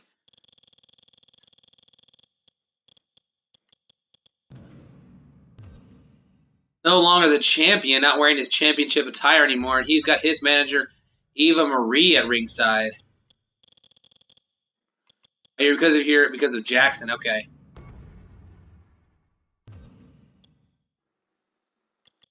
Off, make sure we have that. KC, didn't you drop? Oh wait, did you add a new manager, KC? I know that we had dropped Caitlyn. You had kicked her to the curb. Casey, we'll talk about it afterwards. I'm trying to remember who your new manager is supposed to be. Okay, here we got a tag team match coming up as well. Normal, here we go. Got 2 tag team matches over on War, only 1 here tonight. We're going to see some guys who had a shot to become tag team champions but couldn't quite get the job done. Steven and Curtis, see if they can bounce back tonight against some guys that have not lost a match in a long time. The group as a whole, and that is going to be Junior one-on-one. Sorry, not one-on-one. Junior and his West Carson Avenue family brethren, Jordan Alexander. Oh, I keep having so much trouble. figuring out where they are in my head. And let's go ahead and add Shantia at ringside.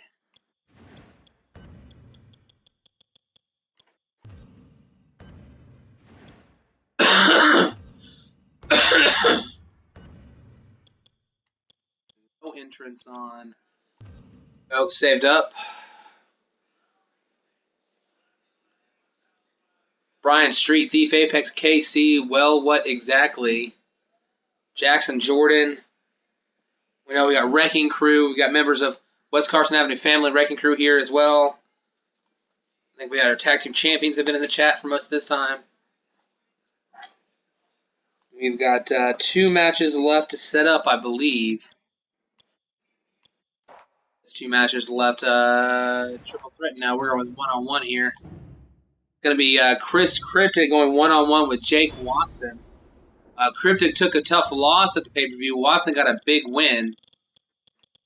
We're going to see if that can continue. Jake Watson, Chris Cryptic with the K's. Here we go. There he is.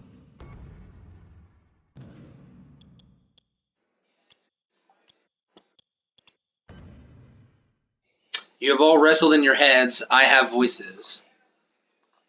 Oh, you have wrestlers in your head. I have voices.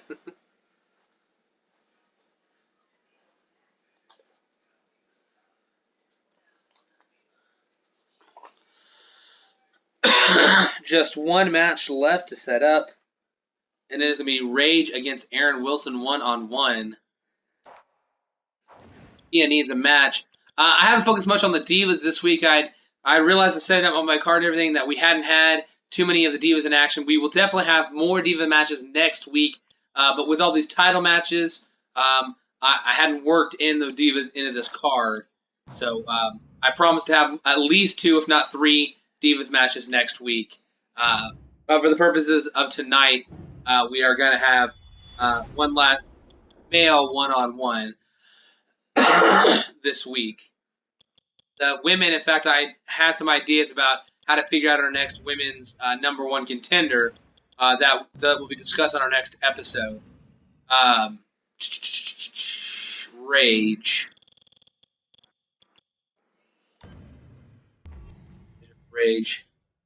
And Aaron Wilson is right there. One should be a good opening bout. Jordan is a singles wrestler. Yeah, I know he's a singles wrestler.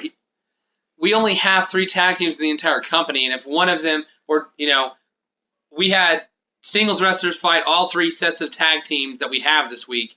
Over on War, 2 singles wrestlers fought a tag team of Jay and Chris Cassidy. 2 singles wrestlers fought a tag team of our champions, and on this show, 2 singles wrestlers are fighting a tag team on this show as well.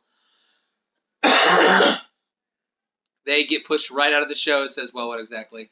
We're having a championship match tonight. Not really getting pushed out of the show. In fact, they're getting second billing on the card tonight. Make sure entrance is off. And David, here we go, guys. Jake Watson and Emma Watson. What? I guess you don't hear too many people named Watson, I guess. Entrances are off except for these 2 title matches. Okay, here we go, guys. Show is starting up. Skirmish is about to be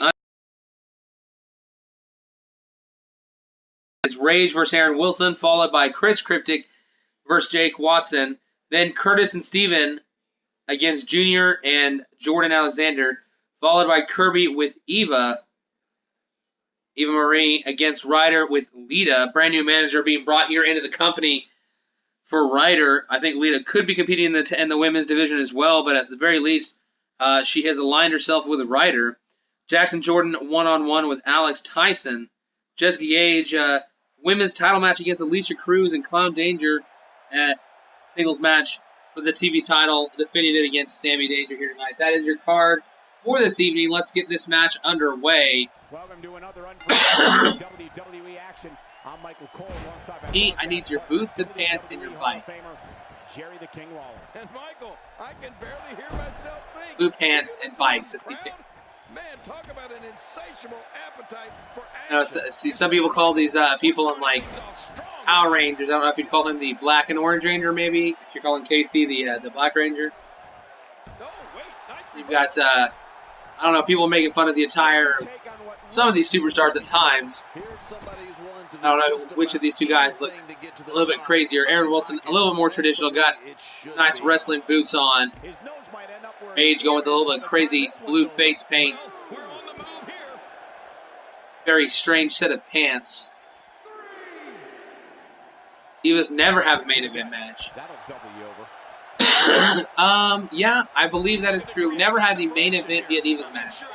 I have had multiple times, had 2 or 3. I think I've had 2 Divas matches every week. This might be the first week I haven't had at least 2 Divas matches. Stay conscious. At least one on Skirmish and one on each show. You know, on He doesn't want to do this outside the the ring. least amount of Divas matches that I think I've ever had since we introduced that division. But for the purposes of this show, it already set it up, and I wasn't going to keep reshuffling the card.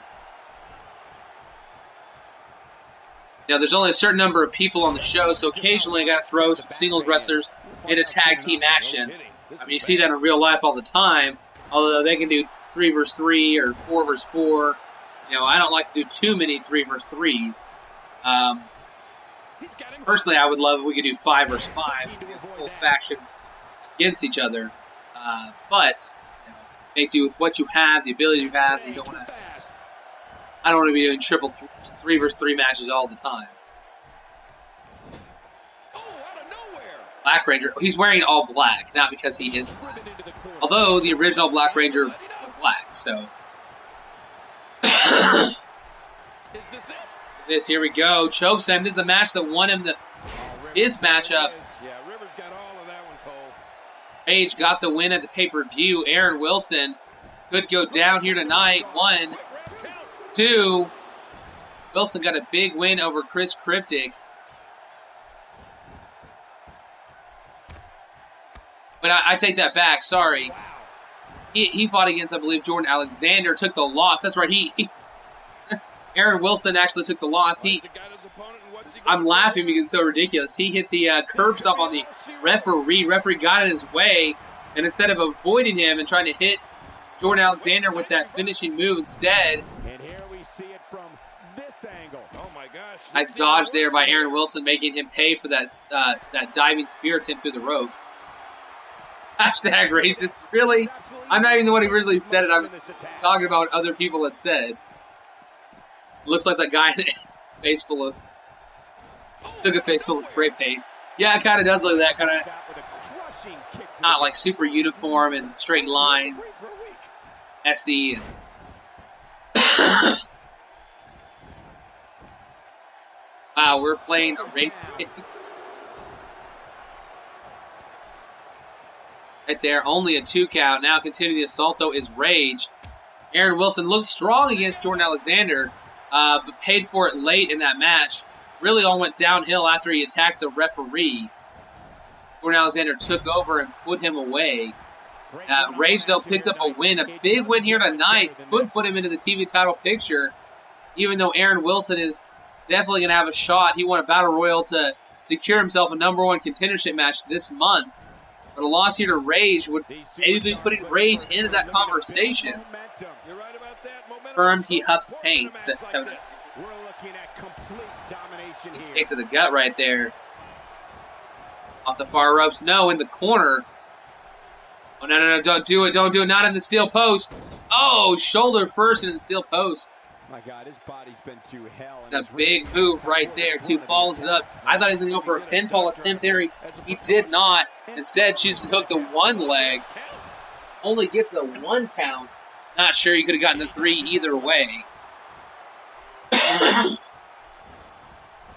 Off the far ropes here, he comes back up. No, nice reversal there. That sling blade takes him down. Rage has all the advantage right now. Could be moments away from a win. Going for that second chokeslam. Took him 2 last night to get the victory. At breaking ground. I think Rage's career is skyrocketing because no! Second chokeslam couldn't put Aaron Wilson away. Aaron survives. I know, right? R-Truth for champ. WWE is racist. I just can't get over the physicality of this match. This has been brutal. Brutal and very, very painful for these guys. Oh, catapult was straight into a European uppercut. That could be it. Aaron Wilson survived the 2 chokeslams. I don't know if he can survive that. Here's the referee. There it is, the 3. No, 2 count. Didn't even get mad at the referee, but could not quite get the 3. He needs to hit a big move. He needs to put Aaron down because this has got to be frustrating for him. He must be exactly what his name states he is. He has got to be raging right now. And he cannot put this man down like he's setting up something up top. Very tired, struggling to get him on the top rope, but he does. Is he going for here? Top rope chokeslam would have been pretty cool, but I don't know what it is. Double suplex maybe off the top turnbuckle. Yes, superplex. No, sit out superplex. Very impressive move. Now I think he's calling for that comeback. He could be in serious trouble if he can pick him up and hit it. Aaron Wilson's got a reverse here. No, it was not a comeback like I thought. Just a taunt, maybe trying to gain some stamina. Aaron Wilson laid out flat by that catapult. From up in the air. Aaron Wilson could have been pinned here. Instead, he goes for a grapple at the feet. Wilson survives just long enough, but gets taken down by that snapmare. Oh, what exactly? Chokeslam him down. Wants him to chokeslam Aaron Wilson again. Off the ropes. Aaron Wilson. He catapults. Oh, sweet chin music. Adds a little red to that blue face paint. Cut open, bloody. But his hand was under the ropes. Referee had to make him let him go. Aaron Wilson not happy about how this match has gone, but he could turn around his fortune right here, knocks him into the corner. And now, look at that, pounds him down to the ground after crushing his back. Aaron Wilson slaps him across the face. I think he feels this match should not have gone this way, but he misses a springboard 450 splash. Aaron Wilson might be walking right into a comeback. Throws him in the corner. Rage ready for this comeback. Throws him to the far side. Gets thrown back himself. Hops over the referee. Avoids the contact. I don't know how he did. Comes back. And what a move and series of moves by Rage right there. Aaron Wilson. Uh-oh. Third chokeslam. This one is over. Bam! Right there. Third signature chokeslam. Got it done. This has got to be it. 1, 2, 3. Aaron Wilson goes down, and Rage just proved that he's as good as this man, if not better than this man.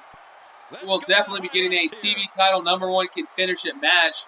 Rage might be throwing his hat in the ring by picking up this victory.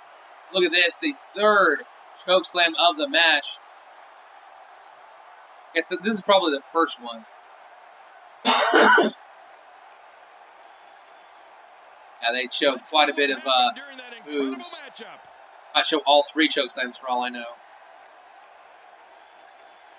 Well, you noob.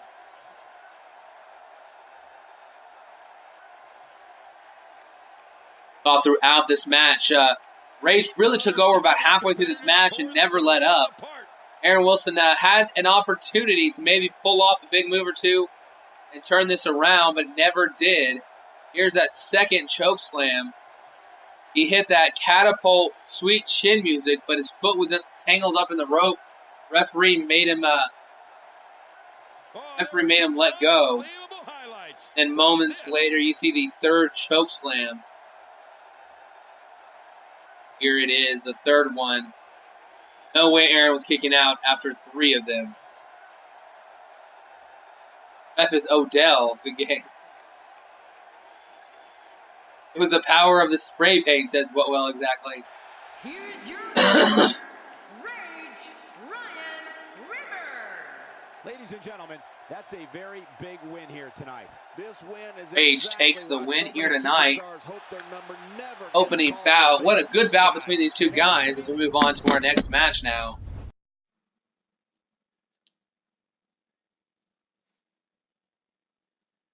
Jake Watson one-on-one with Chris Cryptic. Definitely going to be interesting here. Cryptic has been struggling as of late. Had an opportunity to go after that TV title, couldn't quite get there. Had an opportunity to go after the world title, couldn't quite get there. And now Cryptic has fallen back into the abyss of where does he fall now? Does he try to go back for that TV title? Does he try to claw his way back into the world title picture? You know, taking an upset loss at the pay-per-view is not a good thing. And now he's going one-on-one with Jake Watson, who's on the uptick, got a big win in that grudge match against Alex Tyson. So if Watson gets the win here tonight, this is definitely going to be propelling him higher into the stratosphere, definitely closer to a title match, to where it could be knocking Cryptic away from title attention altogether.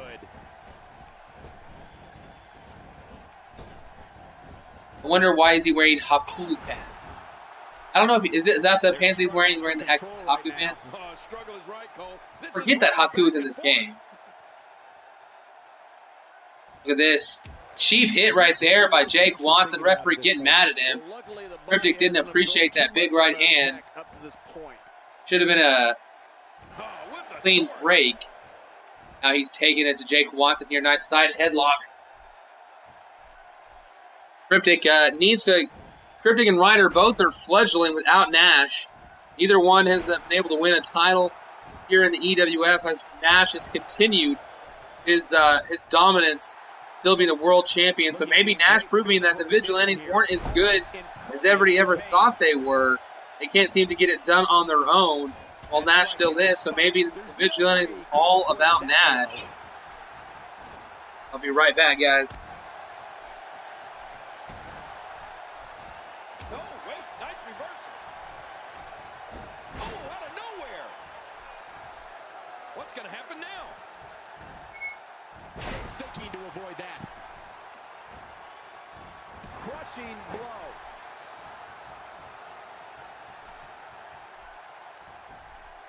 He's in big trouble. Oh, no. Wait a minute, Cole. What's he going to do here? Ouch. That's got to hurt.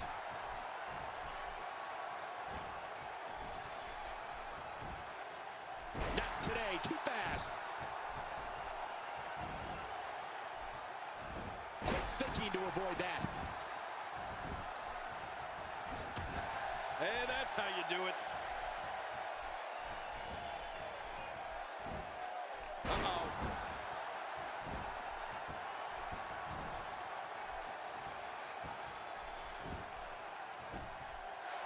The shoulders are down. Okay, here we go. Cryptic 2 count right there. Couldn't quite get Jake Watson. Moving like a man possessed.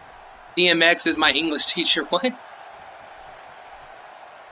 Let's go Cryptic. Does spell name right? Let's go Cryptic. I probably spelled it wrong. My spelling is terrible. Well, that's how he spelled the word Cryptic, but he spells Cryptic with a K. Miracle to keep one of them down. Nobody controls the pace of a match quite like this guy. I don't know, Thief Apex. I'm actually really excited for this Rumble because I don't see a clear-cut person who should win. It's for the title, so you know we'll still have to figure out who the competitor is going to be at WrestleMania. More than likely, whoever wins main event's WrestleMania. So, you know, I would say I would think one of 4 people is going to win. Hold on, the Dark Matter, not enough to put away Chris Cryptic this early.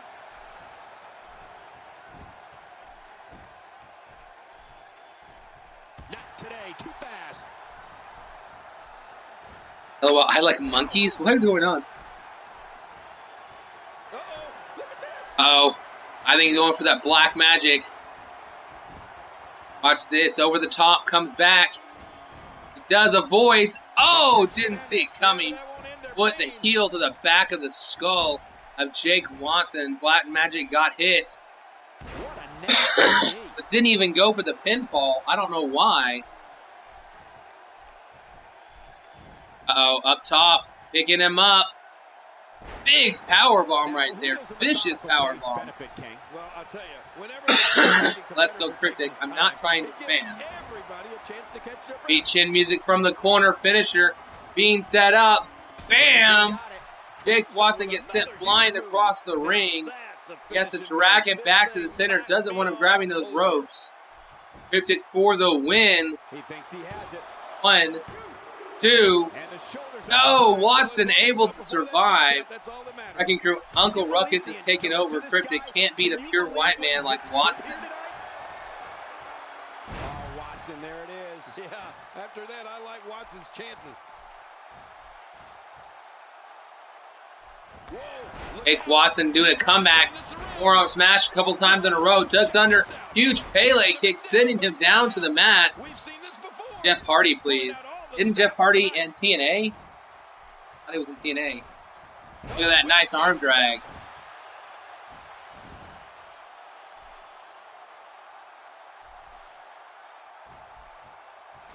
This Watson didn't even see it. Pops in the back of the head.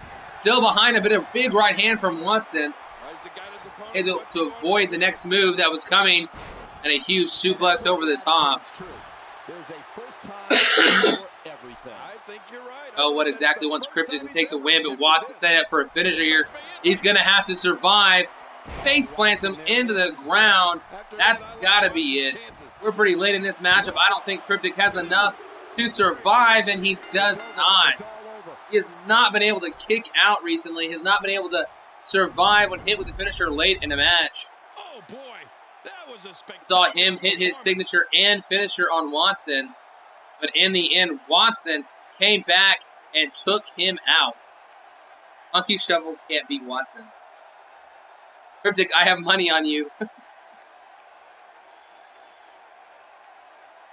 I thought Cryptic was going to get it done. And as I said at the start of this matchup, former Vigilantes that are struggling here on Skirmish, floundering without Nash.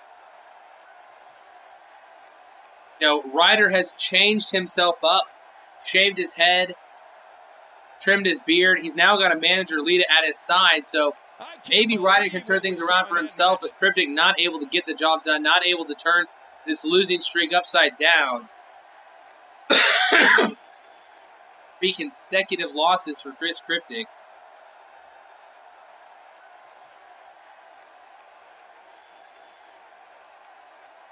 That's where I thought he was going to win this bout. So Watson sets up for this finisher. Cryptic walks right into it. Cryptic, I like the back-to-back boats. Cryptic, I have money on you. And then Cryptic, I had money on you. Sorry you lost some money there. Well, what exactly?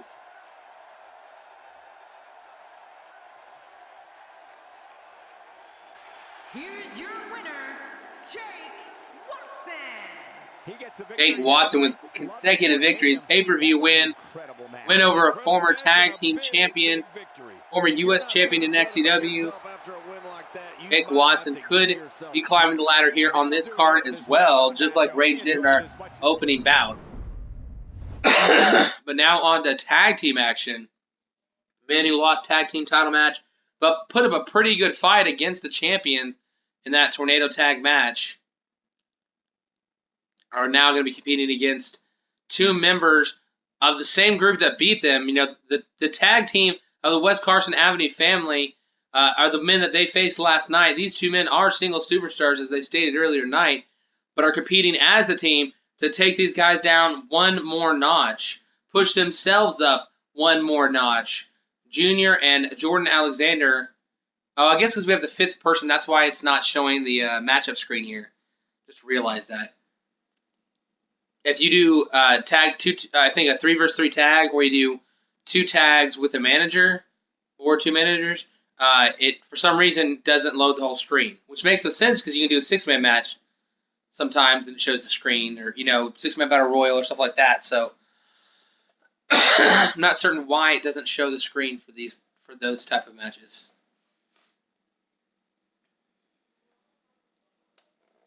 No, interest is on. Shouldn't take too long then to load.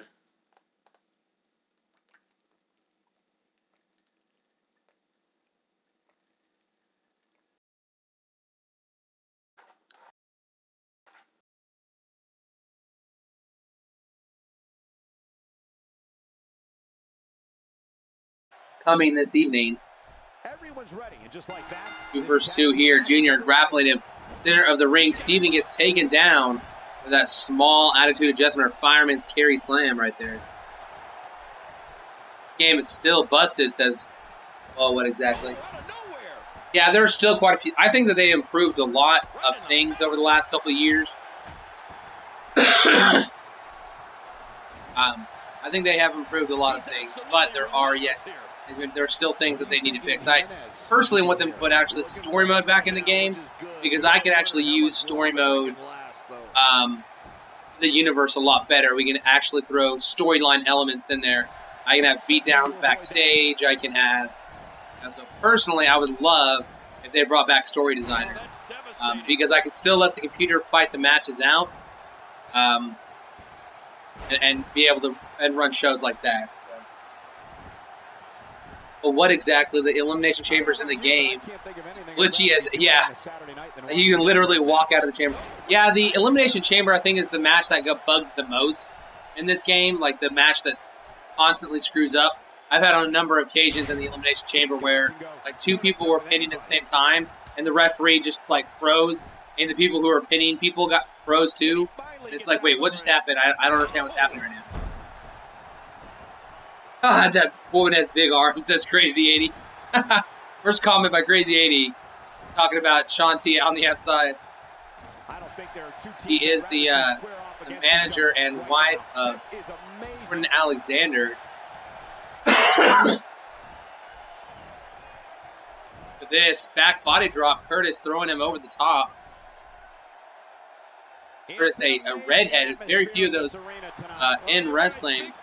I think the only one of the company might be a natural red hair, and I think we have some women that might not actually be have the color of the orange in their hair makes me think it's got to be dyed theoretically. I watched on a live stream in the Elimination Chamber when glitchy. Yeah, in the Elimination Chamber I've also seen some pretty crazy glitches where like people are near the edge or something, and then suddenly their bodies are flailing around all crazy, and you can't even grab them and whatever else. Had elimination chambers that have gone completely fine this year, but it was a lot better last year in terms of not being glitchy. We're looking at complete domination here. Only Ginger in the universe. He wants this battle decided inside the ring, and that's why he's such a great athlete, such an important superstar. Not today, too fast. Look out.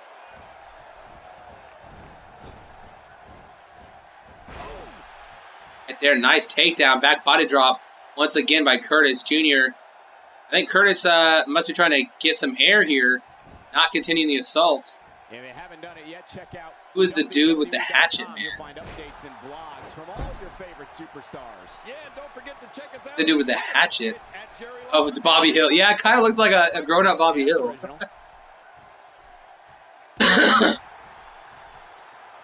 The guy in the ring right now with the gray shirt on is Curtis. His partner on the outside is Steven. They make up the Whitetail Mafia.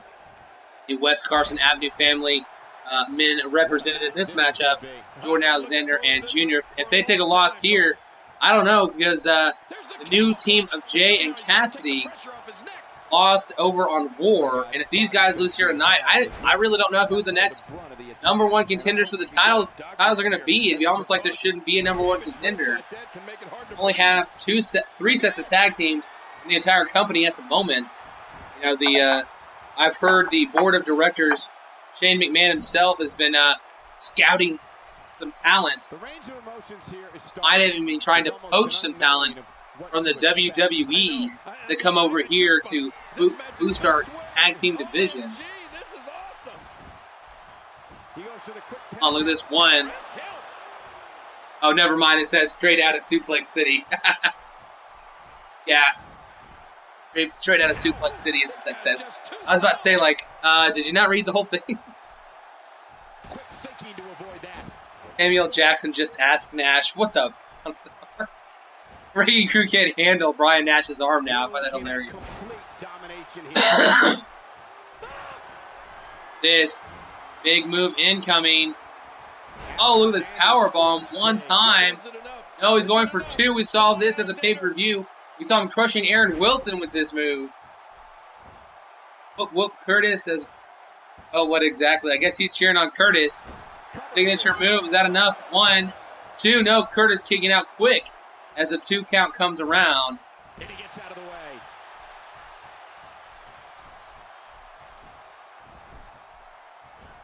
Told him that someone bought my beer, or buy me beer. Okay. Ryan Street is a tag team superstar. There can only be one top dog. Brian Street, do you have a second superstar to upload? Or are you just trying to find somebody in the universe to tag team with? Because, you know, we've got 2 guys that are not, you know, they're 2 different people that have decided to team together. We've got people that have uploaded 2 superstars as well, like our champion and these guys right here. So, I mean, it's up to you whether you want your team to be made up of 2 individual superstars you've uploaded. You can have one guy you've uploaded and a real wrestler in it. Hold on. Look at that big Olympic slam right there. Junior couldn't quite get the win. Steven able to break it up. Steven really needs to get tagged in this match. It would help out this team quite a bit. Well, that messed him all right. Let's come straight out of Suplex City. You're going to tell people you just got thrown around by Brock Lesnar. Hold on, look at this. Big powerbomb being set up. Up top. Last ride. No, I thought that was the last ride. Instead, lifts him up extra high to make sure he can get that double knee backbreaker, that backstabber right there from the powerbomb position. Look at this. They are taking it to Steven. He is not the legal man, neither is Steven himself, but he dragged him in the ring and DDT'd him into the mat. Here's CJ says, Ricky. 1, 2, just a 2 count. Midwest Gaming Network, I'm the mayor. You're the mayor of Suplex City. Brian Street, if you're still in the chat, I was just saying, you can, like, let's say you decided I want John Cena as a partner. I wouldn't necessarily choose that myself, but, you know, if you had a superstar and there was best if it made sense as to why. Like if Brian Nash wanted a tag team with his brother Kevin Nash. Makes sense. Or if you had the same style as one guy, or you changed your attire to look like another guy, or whatever else. You can make up whatever storyline you really wanted.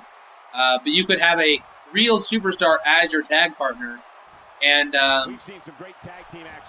or you can, of course, tag up with another, somebody else who brought their creator as their end of the league as well. So just tell me what you want to do if you really want to be in the tag team division.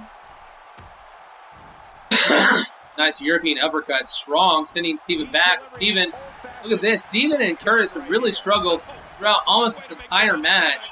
Curtis is in there doing well for a few minutes, but then really got taken over by Jordan Alexander. And now Junior finally getting taken down by Steven. He's finally getting some offense for the team. I'm the mayor in the locker room. AR stole Bobby Fruit Pie. What? Crazy 80 guy. Where are you from? Guy 2, Suplex City guy. Did you take exit F5 guy? Where did that come from, Crazy 80? See that on a form or something? Hold on, look at this! Oh, Steven almost gets the win over Junior. Curtis made a great runaround, got around both superstars, and stopped Jordan Alexander from breaking it up, but could not get the 3 count on Junior. Look at this, wrapping him up here.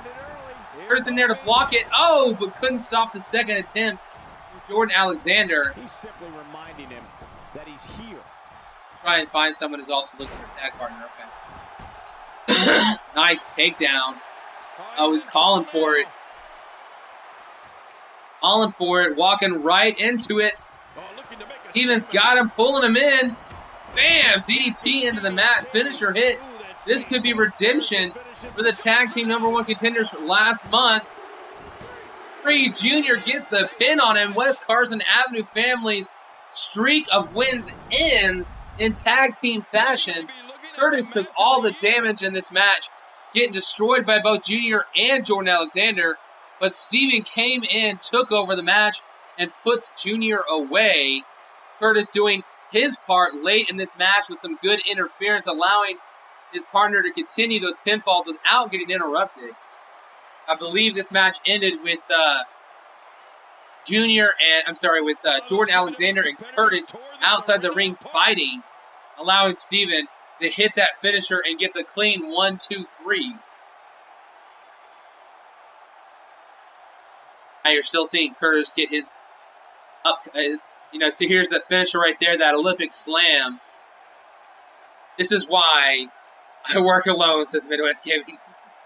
Hey, everybody's got a tag sometime. I throw in people. I make Nash tag with random people to fight against 2 members of the Wrecking Crew at times. So even single superstars have got a tag every now and then.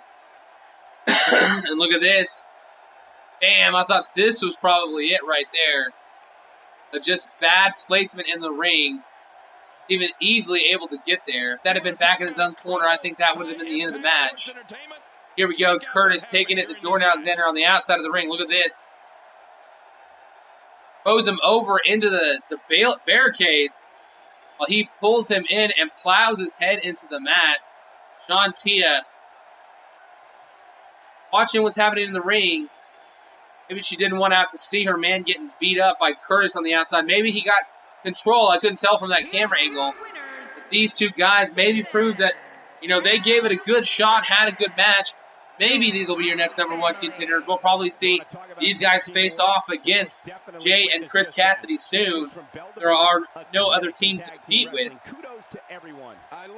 We'll crown new #1 contenders in the coming weeks. No rear, my partner's on the way. Oh, no fear, my partner's on the way. Tags with Brock Lesnar gets F5. That was an amazing match. I'm looking to form the Motor City Money Club. One more, and one who is interested. Oh, anyone who is interested, just tell me. New group possibly being formed. Currently, I believe we only have 2 official groups in the league right now. But we're about to see a one-on-one match. We're about to see Ryder taking on Kirby. But as he said here, we used to have 3 main factions. We've had so many over the time. We've had 4 or 5 at one time in the past, but now down to just 2. The Wrecking Crew and the West Carson Avenue family, formerly DX and the NWO Wolfpack. Both of these groups eventually changed slightly form and style, and they changed their name, and everything kind of went up for both these groups. One of them currently holds 2 titles in the company. The other holds the tag team title. So half the belts held by these 2 groups combined, half of them held by superstars with no affiliation. Here we go. Let's go ahead and get this bout underway. 1-on-1. Brent Ryder on your left, Kirby on your right. Ryder's got that Dr. Phil haircut. Hey, some people are just balding crazy. Some people are just balding. You can embrace it or you can try to hide it, but it's okay. Ryan Street on Community Creations. He is Midwest Gaming. I had downloaded him. He was on the first episode. He was on a singles match. He fought CJ in a singles match earlier tonight. First very match of the stream. He is there. Let's see, randomly took him off. Look at this. Good back and forth early on. Kirby in a nice spinning heel kick, taking Ryder down to the ground. Ryder back to his feet. Big kick to the gut. Can't follow it up with enough of a move, though. Finally, it gets a grapple in. Look at this. Nice Hurricanrana. Struggled to jump off on it. Been able to hit a beautiful Hurricanrana in the end. Up on his feet now. Wrecking Crew Gaming was up to 5 members when Alex Tyson was a member, but he is now no longer a part of that roster. They officially threw him out of the group last night, so we only have 4 men in the Wrecking Crew, while there are 5 in the West Carson Avenue family. Fighter right now taking it to Kirby. He's taking over this match. But as I say that, Kirby able to get out of that submission hold. He's got the advantage. He can just pull off a move. He does. Big grapple incoming. Brent Ryder going up. But Ryder escapes and turns it into a DDT. able to slide around and take down Kirby. This is getting tough to watch. Kirby getting pounded in by the right foot of Brent Ryder. And Brent Ryder, for the longest time, has been known as Brent the Reaper Ryder. Now simply wanting to be known as Ryder itself, not even Brent. And look at this signature move here. A reverse Alabama slam using those ropes to help propel his opponent face first into the ground. 1, 2, Ryder must be a middle-aged man. Hey, some people start balding in their 20s. It just happens, crazy. I wouldn't know anything about that. Would have no idea what that's like. Ryder now waiting for Kirby to stand up. Turns around, calling for the ride or die. Can he put down the former world champion? Or the former heavyweight champion. He's got it here, 1. Look at this, Eva Marie pulling the referee out of the ring. Good thing she wasn't at the pay-per-view. She might have saved Kirby there, not allowed. Oh, and look at this, out of nowhere, he hits that huge right-handed, it looked like a cross, but I think it was actually the elbow there, the bull hammer. Ryder kicking out of it immediately, though. Referee was still talking to Eva for the first couple seconds, then making that pinfall attempt. Yeah, it's crazy. They would be the ride or die, just like that. How you would write it. Oh, look at that nice reversal by Brent Ryder. It's going to be hard for me not to say Brent Ryder. What is the hashtag? Nice leg drop finishing, or signature move right there. Kirby. No, Kirby able to kick out. Couldn't put him away with that second signature move. No kidding, that shot came out of nowhere. Brent Ryder must have a finisher. Could he be going for something in the corner, though? Look at this, pounding him down into the ground. What is the if you're asking what the hashtag is, that's the finisher from Jackson Jordan at that big right hand. Hold on, Brent Ryder calling for a finish here. It's the ride or die once again. Bam! Kirby, center of the mat. He's got to flip him away from the ropes, and he might have this here. Eva Marie, is she going to get involved again? No!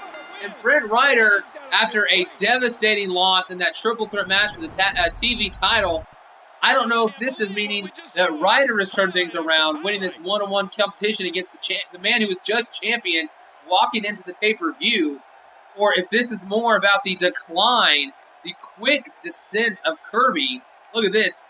We saw him hit 2 different signature moves and hit 2 ride or dies in order to put Kirby down, but maybe the tutelage he's going to get from Lita now as his manager. Well, I don't know how you can pick Remember, Lita was a manager for Team Extreme in the WWE a long time ago.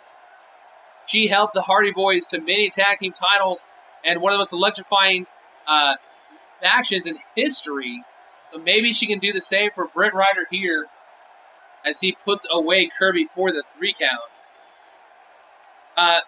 You should be able to look at the keyword under Brian Street Midwest Gaming, but it's actually the hashtags aren't working. So maybe they fixed the hashtags since yesterday night, but the last time I had checked, the hashtags still weren't working.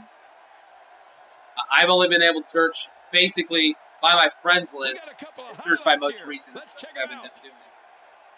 Yes, you're right, exactly. She in fact did manage Edge during the best part of his career. Although I don't think Ryder has any live sex celebrations planned. He is not a heel. He's not Edge. He's not trying to go to the crowd, trying to push the limits of things. He is simply a man trying to find his way in this company, and has taken a former champion, a former dominant, one of the all-time greatest divas in the history of wrestling, not just any individual company, in all of wrestling. And she has been teaching him some things. Maybe he'll start applying some moves of Lita's into his moveset. I don't know. But Brent Ryder now gets the victory, unlike his former vigilante partner, Chris Cryptic, who took the loss earlier in the evening. Ryder, maybe this is the indication of him turning things around. But now we're just one more match away before our first title match of skirmish here tonight, guys. Jackson Jordan taking on Alex Tyson. Tyson with a little bit of a different look. I I guess he's ditched the Wrecking Crew gear now, it looks like. Jackson Jordan, after that beating he took last night, he maybe heard about the Wrecking Crew ditching him, throwing him out of the group, excommunicating him completely. And now Jordan has a chance to hurt this man himself.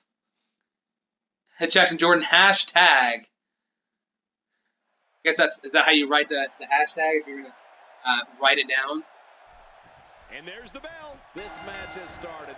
Maybe he'll walk around with his underwear out. Two guys battling it out one-on-one. Remember, only the strong survive. Oh, and a bit of a test of strength here. I love it. This is a good old-fashioned battle of power versus power. In the corner he goes. Oh, look at that. Slapped him across the face. Complete disrespect for Alex Tyson. In your opinion, what is the enforcer thinking about at this point? The sky's the limit. I see a lot of main events in the Midwest, are you talking to me? Brian Nat, wait. Yeah, see, Brian Nash is asking the same thing. Or Brian Street is asking the same thing. They're struggling oh, look at this. Right now. Hooking up here, center of the ring. This is really back and forth. You're talking to Brian Street, that is. Okay. Jackson Jordan being pushed off onto the ropes, comes back. Oh, goes for a hip toss, pull it off. And Jackson Jordan reverses it. Alex Tyson. I don't know. I think Jackson Jordan might be trying to punish Alex Tyson here tonight. Everything that's happened to him.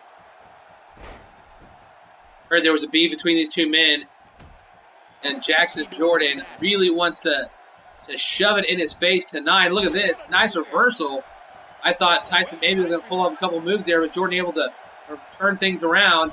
Look at this. Going up top. Going for... Is he going... Wow, I can't believe he's about to go for a crucifix powerbomb, but instead, Tyson able to drop down, hit that nice neck breaker.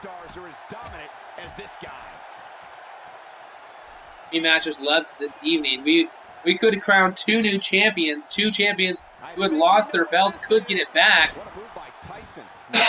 Ricky Brown had the shot over on Ward, didn't get it done. And two more people have the shot later on tonight. Alicia Cruz, the wife of Chris Cryptic, could get her title back here tonight. And of course our TV champion, Clown Danger, finally goes one-on-one with Sammy Danger. And very well might lose that title right back to Sammy here tonight. Sammy, a former ex-CW United States champion, first TV champion here in the EWF. But he's got a pretty good resume. Jackson Jordan just assaulting him outside the ring. Turning the favor with that vicious shoulder breaker. Look at this. Crushing his shoulder here, clawing at it. Trying to wear him down on the outside of the ring. Now he's getting inside the ring at a 5 count. I don't know if Jackson Jordan would even like to him by count out, but he might find that it's embarrassing to his opponent. Could decide to try to win that way if he so choose. So if he so wanted to. This Alex Tyson with a kick to the side and a headbutt. Jackson Jordan, no soul in it. Here we go, right there. Takes him down with that backsliding driver. Can't put him away. Just a 2 count. We could say a hashtag at any moment. Billy called for it. Willie hit it out of nowhere. Could even throw him out, catapulting in it. We've seen him hit it in so many different fashions. People jumping off the rope at him throwing them up from the ground, him hitting it right as they turn around. We've seen him call for it, and they slowly stagger toward him, cracks him across the face. Hashtag could be at any moment there, but the big swing could do it too. 1, 2, Tyson able to kick out. This is, I guess I really haven't even stated, this man is your new heavyweight champion here on EWF. Not only did he win it, but he prevented the title from being called the Palestinian Heavyweight Championship. It is now the Texas Heavyweight Championship instead. Both men, neither one wanted the stipulation we chose, and they both chose this to happen instead. Look at this. Oh! He just hashtagged Jordan right there. completely stole the hashtag off the top rope, and Jackson Jordan kicks out. I don't think Jackson ever expected that to happen. Jackson Jordan might have gone for a double underhook. I mean, not a double underhook, sorry. Going for a double axe handle, but instead, right there, getting pummeled in the face with his own finishing maneuver, the hashtag. Alex Tyson getting drop kicked in the corner. Able to reverse things though now. Good reversal right there by Jackson Jordan. Jordan now setting something up the center of the ring. Pulling him to the outside. What is he going for now? Pulling him off the ropes. I don't know what Jordan is calling for. Oh, a huge power slam. Jackson Jordan picking him up. Swinging around. Go home driver. This is what won him the title. Alex Tyson could be down 2, 3. No! So close to winning this match with that go home driver. Jackson Jordan might call for the hashtag right here. Lifting Alex Tyson up. No, popping him in the head. The side of his knee. Call for the hashtag, Jordan, in this bout right now. Instead, what is this? What is this? Pump handle. Oh! That pump handle neck breaker or pump handle. I'm not even sure what to call that. Pump handle blue thunder bomb maybe. I don't know, but cracks him on the back of his skull and hooks it for the pin. Does not allow him to get away or get even a moment's rest. Immediately goes for the pin out of that finishing maneuver and gets the victory. Jordan's in the chat. Let me know if there's a name for that maneuver. Honestly, I don't know the actual name of it. I know it's a pump handle, but I don't know what it's called. Jackson Jordan says hashtag get wrecked. Sadly for Alex Tyson, it seems like all these highlights are going to be Jackson Jordan's way. You saw him hit the backslide driver. You just saw him hit that. You saw him hit the giant swing, and then you saw him hit this finishing maneuver right here. This pump handle takedown of some fashion. I don't know the name of it. The wrecking ball. Apparently Jackson calls that, and that did in fact wreck him right there. The pump handle driver. Okay, driver. See, that's the word I probably could think of. The word driver. Wrecking ball, though, apparently what Jackson Jordan would call that. Very nice move and win for Jackson Jordan. His winning streak continues. He won, I believe, every match during the last month, all the way to the world title. The heavyweight title. Now,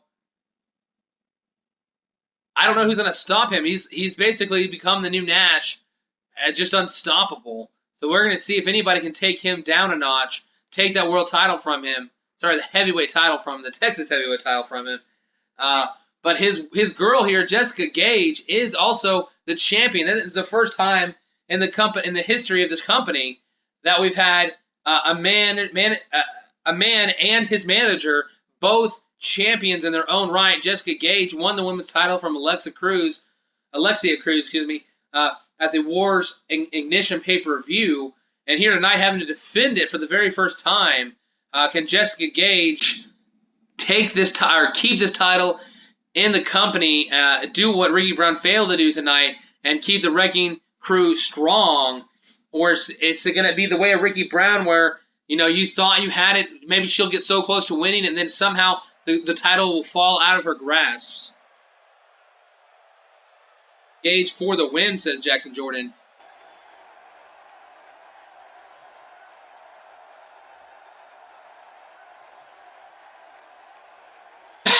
That's right. This is the wife of Chris Cryptic.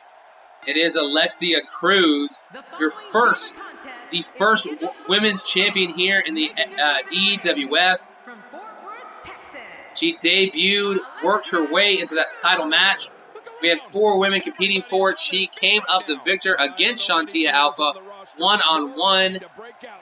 And now she is trying to get that belt back once again, be the first two-time champion, first two-time women's champion, and would be also the first two-time champion here in the company.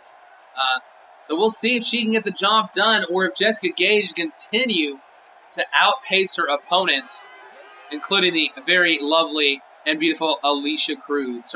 Alicia Cruz. Texas made, but no Texas gold. Says Jackson Jordan.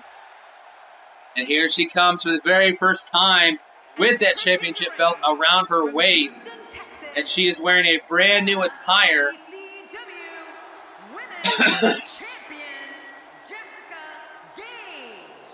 Will this be the last time she walks down to the ring with that championship belt? We don't know that, but she, in fact, is your champion. And it was a very impressive. Not only did she beat Alexia Cruz, but it was actually a pretty bad stomping in that matchup. I was very surprised that it did not take any longer. Oh, what exactly? Puppies! Cat fight! You're about to see, as you would call it, a cat fight. Two women going on, but these women do a lot more than just claw at each other. Here in the EWF, this is the height of women's wrestling in the entire world, in my opinion. And with the new addition of Lita, one of the all-time wrestling greats, I think that's just going to push it up to an even higher echelon. Jessica Gage, just like Jackson Jordan, taking the cheap shot when she gets the opportunity. Did not appreciate that. Backing her back up, this time into the ropes instead of the corner. Referee might have to get back involved again, and he does. As Jessica takes the cheap shot again. Alexia's got to learn you cannot push her back in the ropes. She's going to take that shot every time. Third time in a row, referee. These women hate each other. And a third straight time Jessica takes that cheap shot. One of these women has got to change things up. Oh, no. Don't do it. Don't do it. Got her back. Alexia, every time, it's been Alexia shoving Jessica Gage back into the corner. And every time she slapped her in the face a fourth straight time, Alexia cannot win the match like this. She is going to get beaten down if she cannot make a positive choice here. Throws Jessica off the ropes, but ends up just taking a couple shots. I don't know why she didn't go for a grapple attempt as she came back at her. And now Jessica using those headbutts viciously. Alexia Cruz just took 2 knees to the chin right there. Popping her in the back a couple of times. Nice takedown right there. Look at this. Oh, big shoulder block. Oh, wait, nice reversal. Now, the Vigilantes had still been formed. They were still official together. So, you know, even though the Vigilantes soon dissolved after the draft, they officially had one woman as the women's champion in their faction history. So good news for them, but, you know, the Vigilantes as a whole have not done, you know, of the 3 groups, they're the smallest. It was 3, 5, and 4 members in all the different groups. The Vigilantes, though, you know, I don't know. I think someday we'll see the Vigilantes back together. Maybe if they all get, you know, traded or something happens, they end up on the same show, we'll probably get it back together. But it's only been a month, just over a month now, since the Vigilantes have officially broken up. And, you know, Nash is doing his thing great. Ryder and Cryptic have struggled. But, you know, all it takes is a couple good wins to turn things around. And look, backslide driver. This could be the title. Is she going to retain? 2. No, able to kick out. Now, with Cryptic now has his manager, his wife in the company. Might have been another reason why the Vigilantes chose to split. Cryptic had, you know, maybe had less time to hang out with the guys. Now, Ryder's got his manager as well. Nash still all by himself over on War. So it's interesting to see how the Vigilantes are going to do the longer that their faction that is split up. You know, how the longer time passes, will it continue to be this way? And just like her man did in the previous match, backslide driver soon followed by the giant swing. Neither one could pick up the win off of them, but they're definitely wearing out their opponents. I love me some women-on-women action. This on the top rope. Huge elbow drop. Rushes her right in the gut. Alexia Cruz not done yet. Able to fight back. Nice European uppercut. But the headbutt right there really changes things. Takedown, though, by Alexia Cruz now. Going for a submission hold. Single leg Boston Crab. Jessica crawling for those ropes, but Alexia lets her go. Did not want her to get there and be able to get a breather. Back and forth. No, running knee drop, or a drop kick to that knee of Alexia Cruz, picking her up. Go home driver. Won Jackson Jordan the title. Can it keep Jessica Gage from losing hers tonight? Yes! Jessica Gage puts Alexia Cruz down with that go-home driver. Very vicious move, taking down people left and right with it.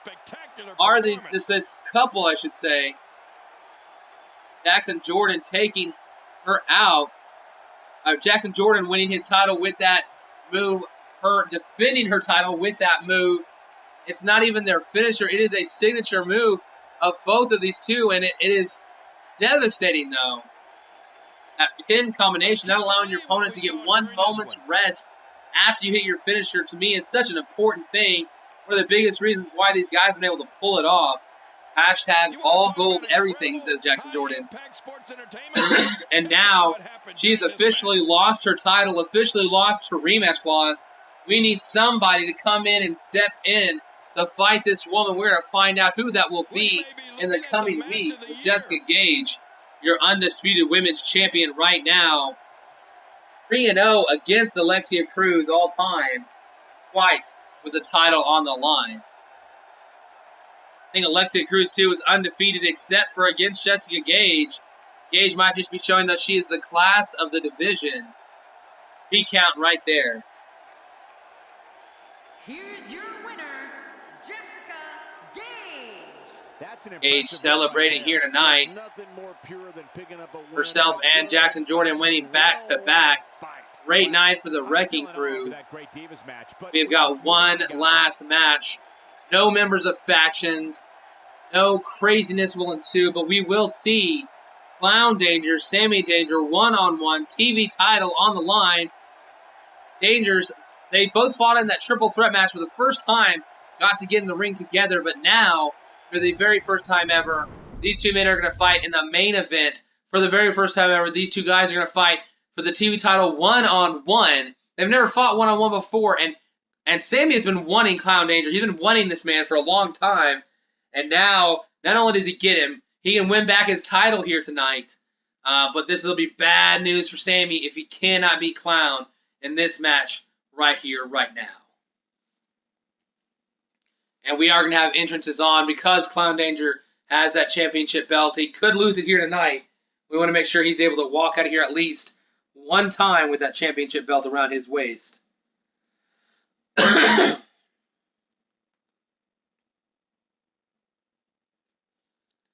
Clown Danger, one of the more colorful members of the roster.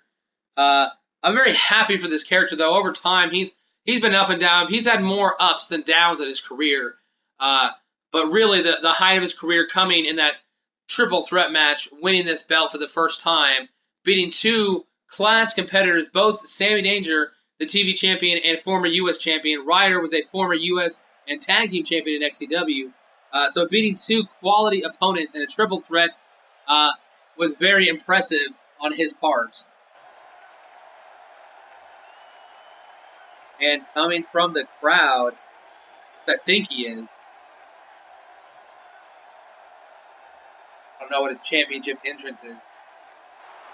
Oh, he's actually coming from the back now. Guess maybe he was afraid of people stealing his belt.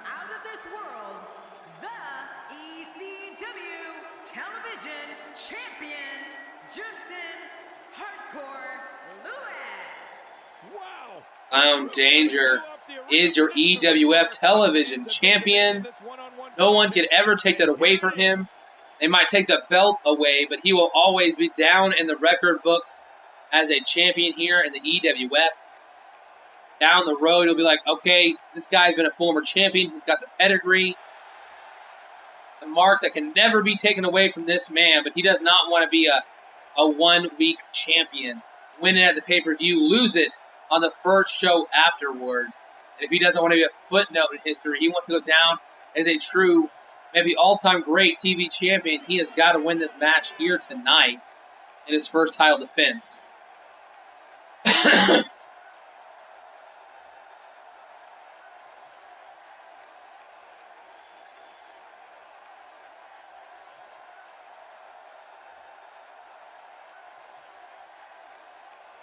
There he is on the stage.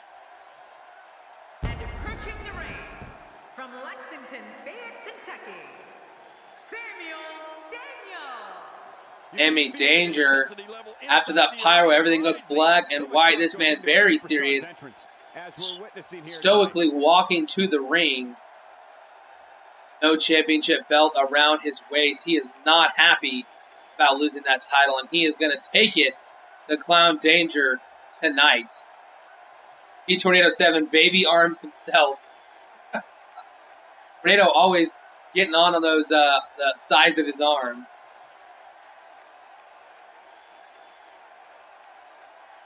Giving him a little bit of respect, a little bit of room. He gets into the ring. Sammy is here, and he is ready to reclaim that TV title. Sammy came into the XCW very young. He was one of the shortest members of our roster, one of the smallest guys, and he worked his way all the way to a world title match, an undisputed championship match against Brian Nash. But then left the company for quite a while, ended up growing, getting a little older, able to finish that growth spurt, and now he's one of the largest men in the company. Sammy came back with a vengeance here in the EWF, claiming the first TV championship in this company's history. Now, he is going to try to take it to Clown Danger. With that big right hand from Clown. Big boot from Sammy. Back and forth, these guys' strikes coming left and right.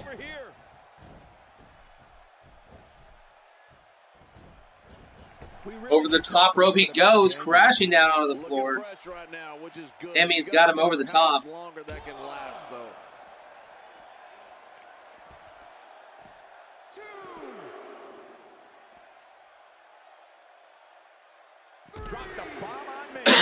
Nice takedown by Sammy Daniels, really crushing Clown on the outside. One mistake, one moment of hesitation, and you could find yourself in a world of hurt. Oh, out of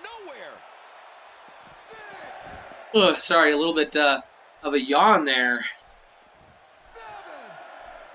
A late night here tonight, 11:16 Central Time. I normally like for shows to go this long, but we had to watch a few entrances, had quite a few tag matches as well. This is our first night back in true fashion. We had a pay-per-view last night, great show, but having both rosters active and going our first night back here. All the members of War fighting earlier this evening. Now we're at the end of Skirmish, and our third title match this week. Ricky Brown could not overcome Demon and regain his title. Jessica Gage defended her title. So right now, 0-2 for people trying to get their titles back, is Sammy Danger going to make it a clean sweep and fail to get his title back, just like the other former champions. How can his torso be that muscular with arms that small? You can't do push-ups like that. Please understand, he's a T-Rex. We're at a 6 count now. 7 count. Clown's got to get up and get in that ring. Referee yelling at him to get in, and Clown does. Sammy running at him. What has he got here? A Chimera lock, maybe. I don't know. A submission hold on the arm, standing up. Kind of funny. We had a lot of chat going on throughout the whole night until we got to like the main event, and then everybody stopped talking. Had a few comments from Nash and Jordan, but last 2 matches, which were championship matches, not that many people active in speaking. Here we go. This is the Chimera lock on the ground, locked in. We saw Sammy over and over again trying to get people to tap out. Trying to make people tap out in that triple threat match. Probably a bad idea, though. Going for the pin after that Chimera lock. No. Unable to kick out. I'm thinking Clown Danger is not here anymore in the chat either. Since he was talking earlier, but it's been a while since I've seen him. Oh, look at that. RKO. Crawls over for the pin. Is that enough? 1, 2. Oh my gosh. I cannot believe Danger went down that easy. Clown went down after just one RKO. Sammy has regained his title, guys. He is the first man to become a two-time champion here in this company. He's the first man to regain a belt he has lost. And even though he could not win by submission like he kept trying to do, I guess maybe that weakened Clown, maybe Clown had some lingering issues from last night. But an RKO takes Danger out and takes him out in relative quickness here tonight. I did not expect this match to end that quickly here tonight. And I mean, he works out of that submission hold too. Look at that. He's taunting the crowd. He's taunting while Sammy Danger got up quickly and hits the RKO. I think that was more of just the perfect moment to hit the move and takes him out for the 3. Fine, she said, sorry, Mortal. Oh, it's okay. I'm not upset when anybody's not talking. It just makes it. I call it BS. He doesn't have the arm strength to do an RKO. Sammy Danger just won his championship belt back here tonight. I don't know why they didn't give him the belt, though. That's really weird. I mean, they did the whole belt thing before the match started and everything. They did the whole entrance of naming it. I don't know. That's weird. This was a title match, and he's now your new TBT champion. For some reason, he does not have the belt in the winning animation. So Sammy Danger, your first EWF superstar to win back a belt he has lost. And sadly, for Clown, he becomes a one-week champion, a footnote in history. And now Clown will get a rematch. But the question is, when will he get that rematch? Will somebody else get that shot first? Will Clown have to face somebody for that next shot? I mean, Clown will get another shot at this TV title. He is obligated via his contract. But now the TV title picture is just even cloudier than it was before this match began. He can't lift it up. It's too heavy, says Tornado. Okay, guys, well, that's the end. That's the end of our stream. Thank you guys for tuning in for this episode of EWF. Got another episode coming to you. I believe we'll have one tomorrow. I'm pretty sure we will not have one on Sunday. I'm gonna try to get one tomorrow. It could be around midday, middle of the afternoon, or at night. As soon as I figure out when it's gonna be, I'll post it on my activity feed. So check that out throughout the day tomorrow for an update as to when the show will start. I will at least post a few minutes before I start, if not significantly in advance, hopefully. But we will have a championship match next week. Jackson Jordan puts his title back on the line against Kirby, who Kirby was hoping to get a win here tonight, propel him into that match next week. Kirby took a loss, so things are not looking good for Kirby in his rematch next week on the main event of Skirmish, as Jackson Jordan puts his title back on the line. Guys, it was a great night. 3 title matches, only one of them changing hands tonight, 2 retaining, 1 flipping. But thank you for tuning in. We'll see you later for more EWF action. But we are signing off. Xbox Switch.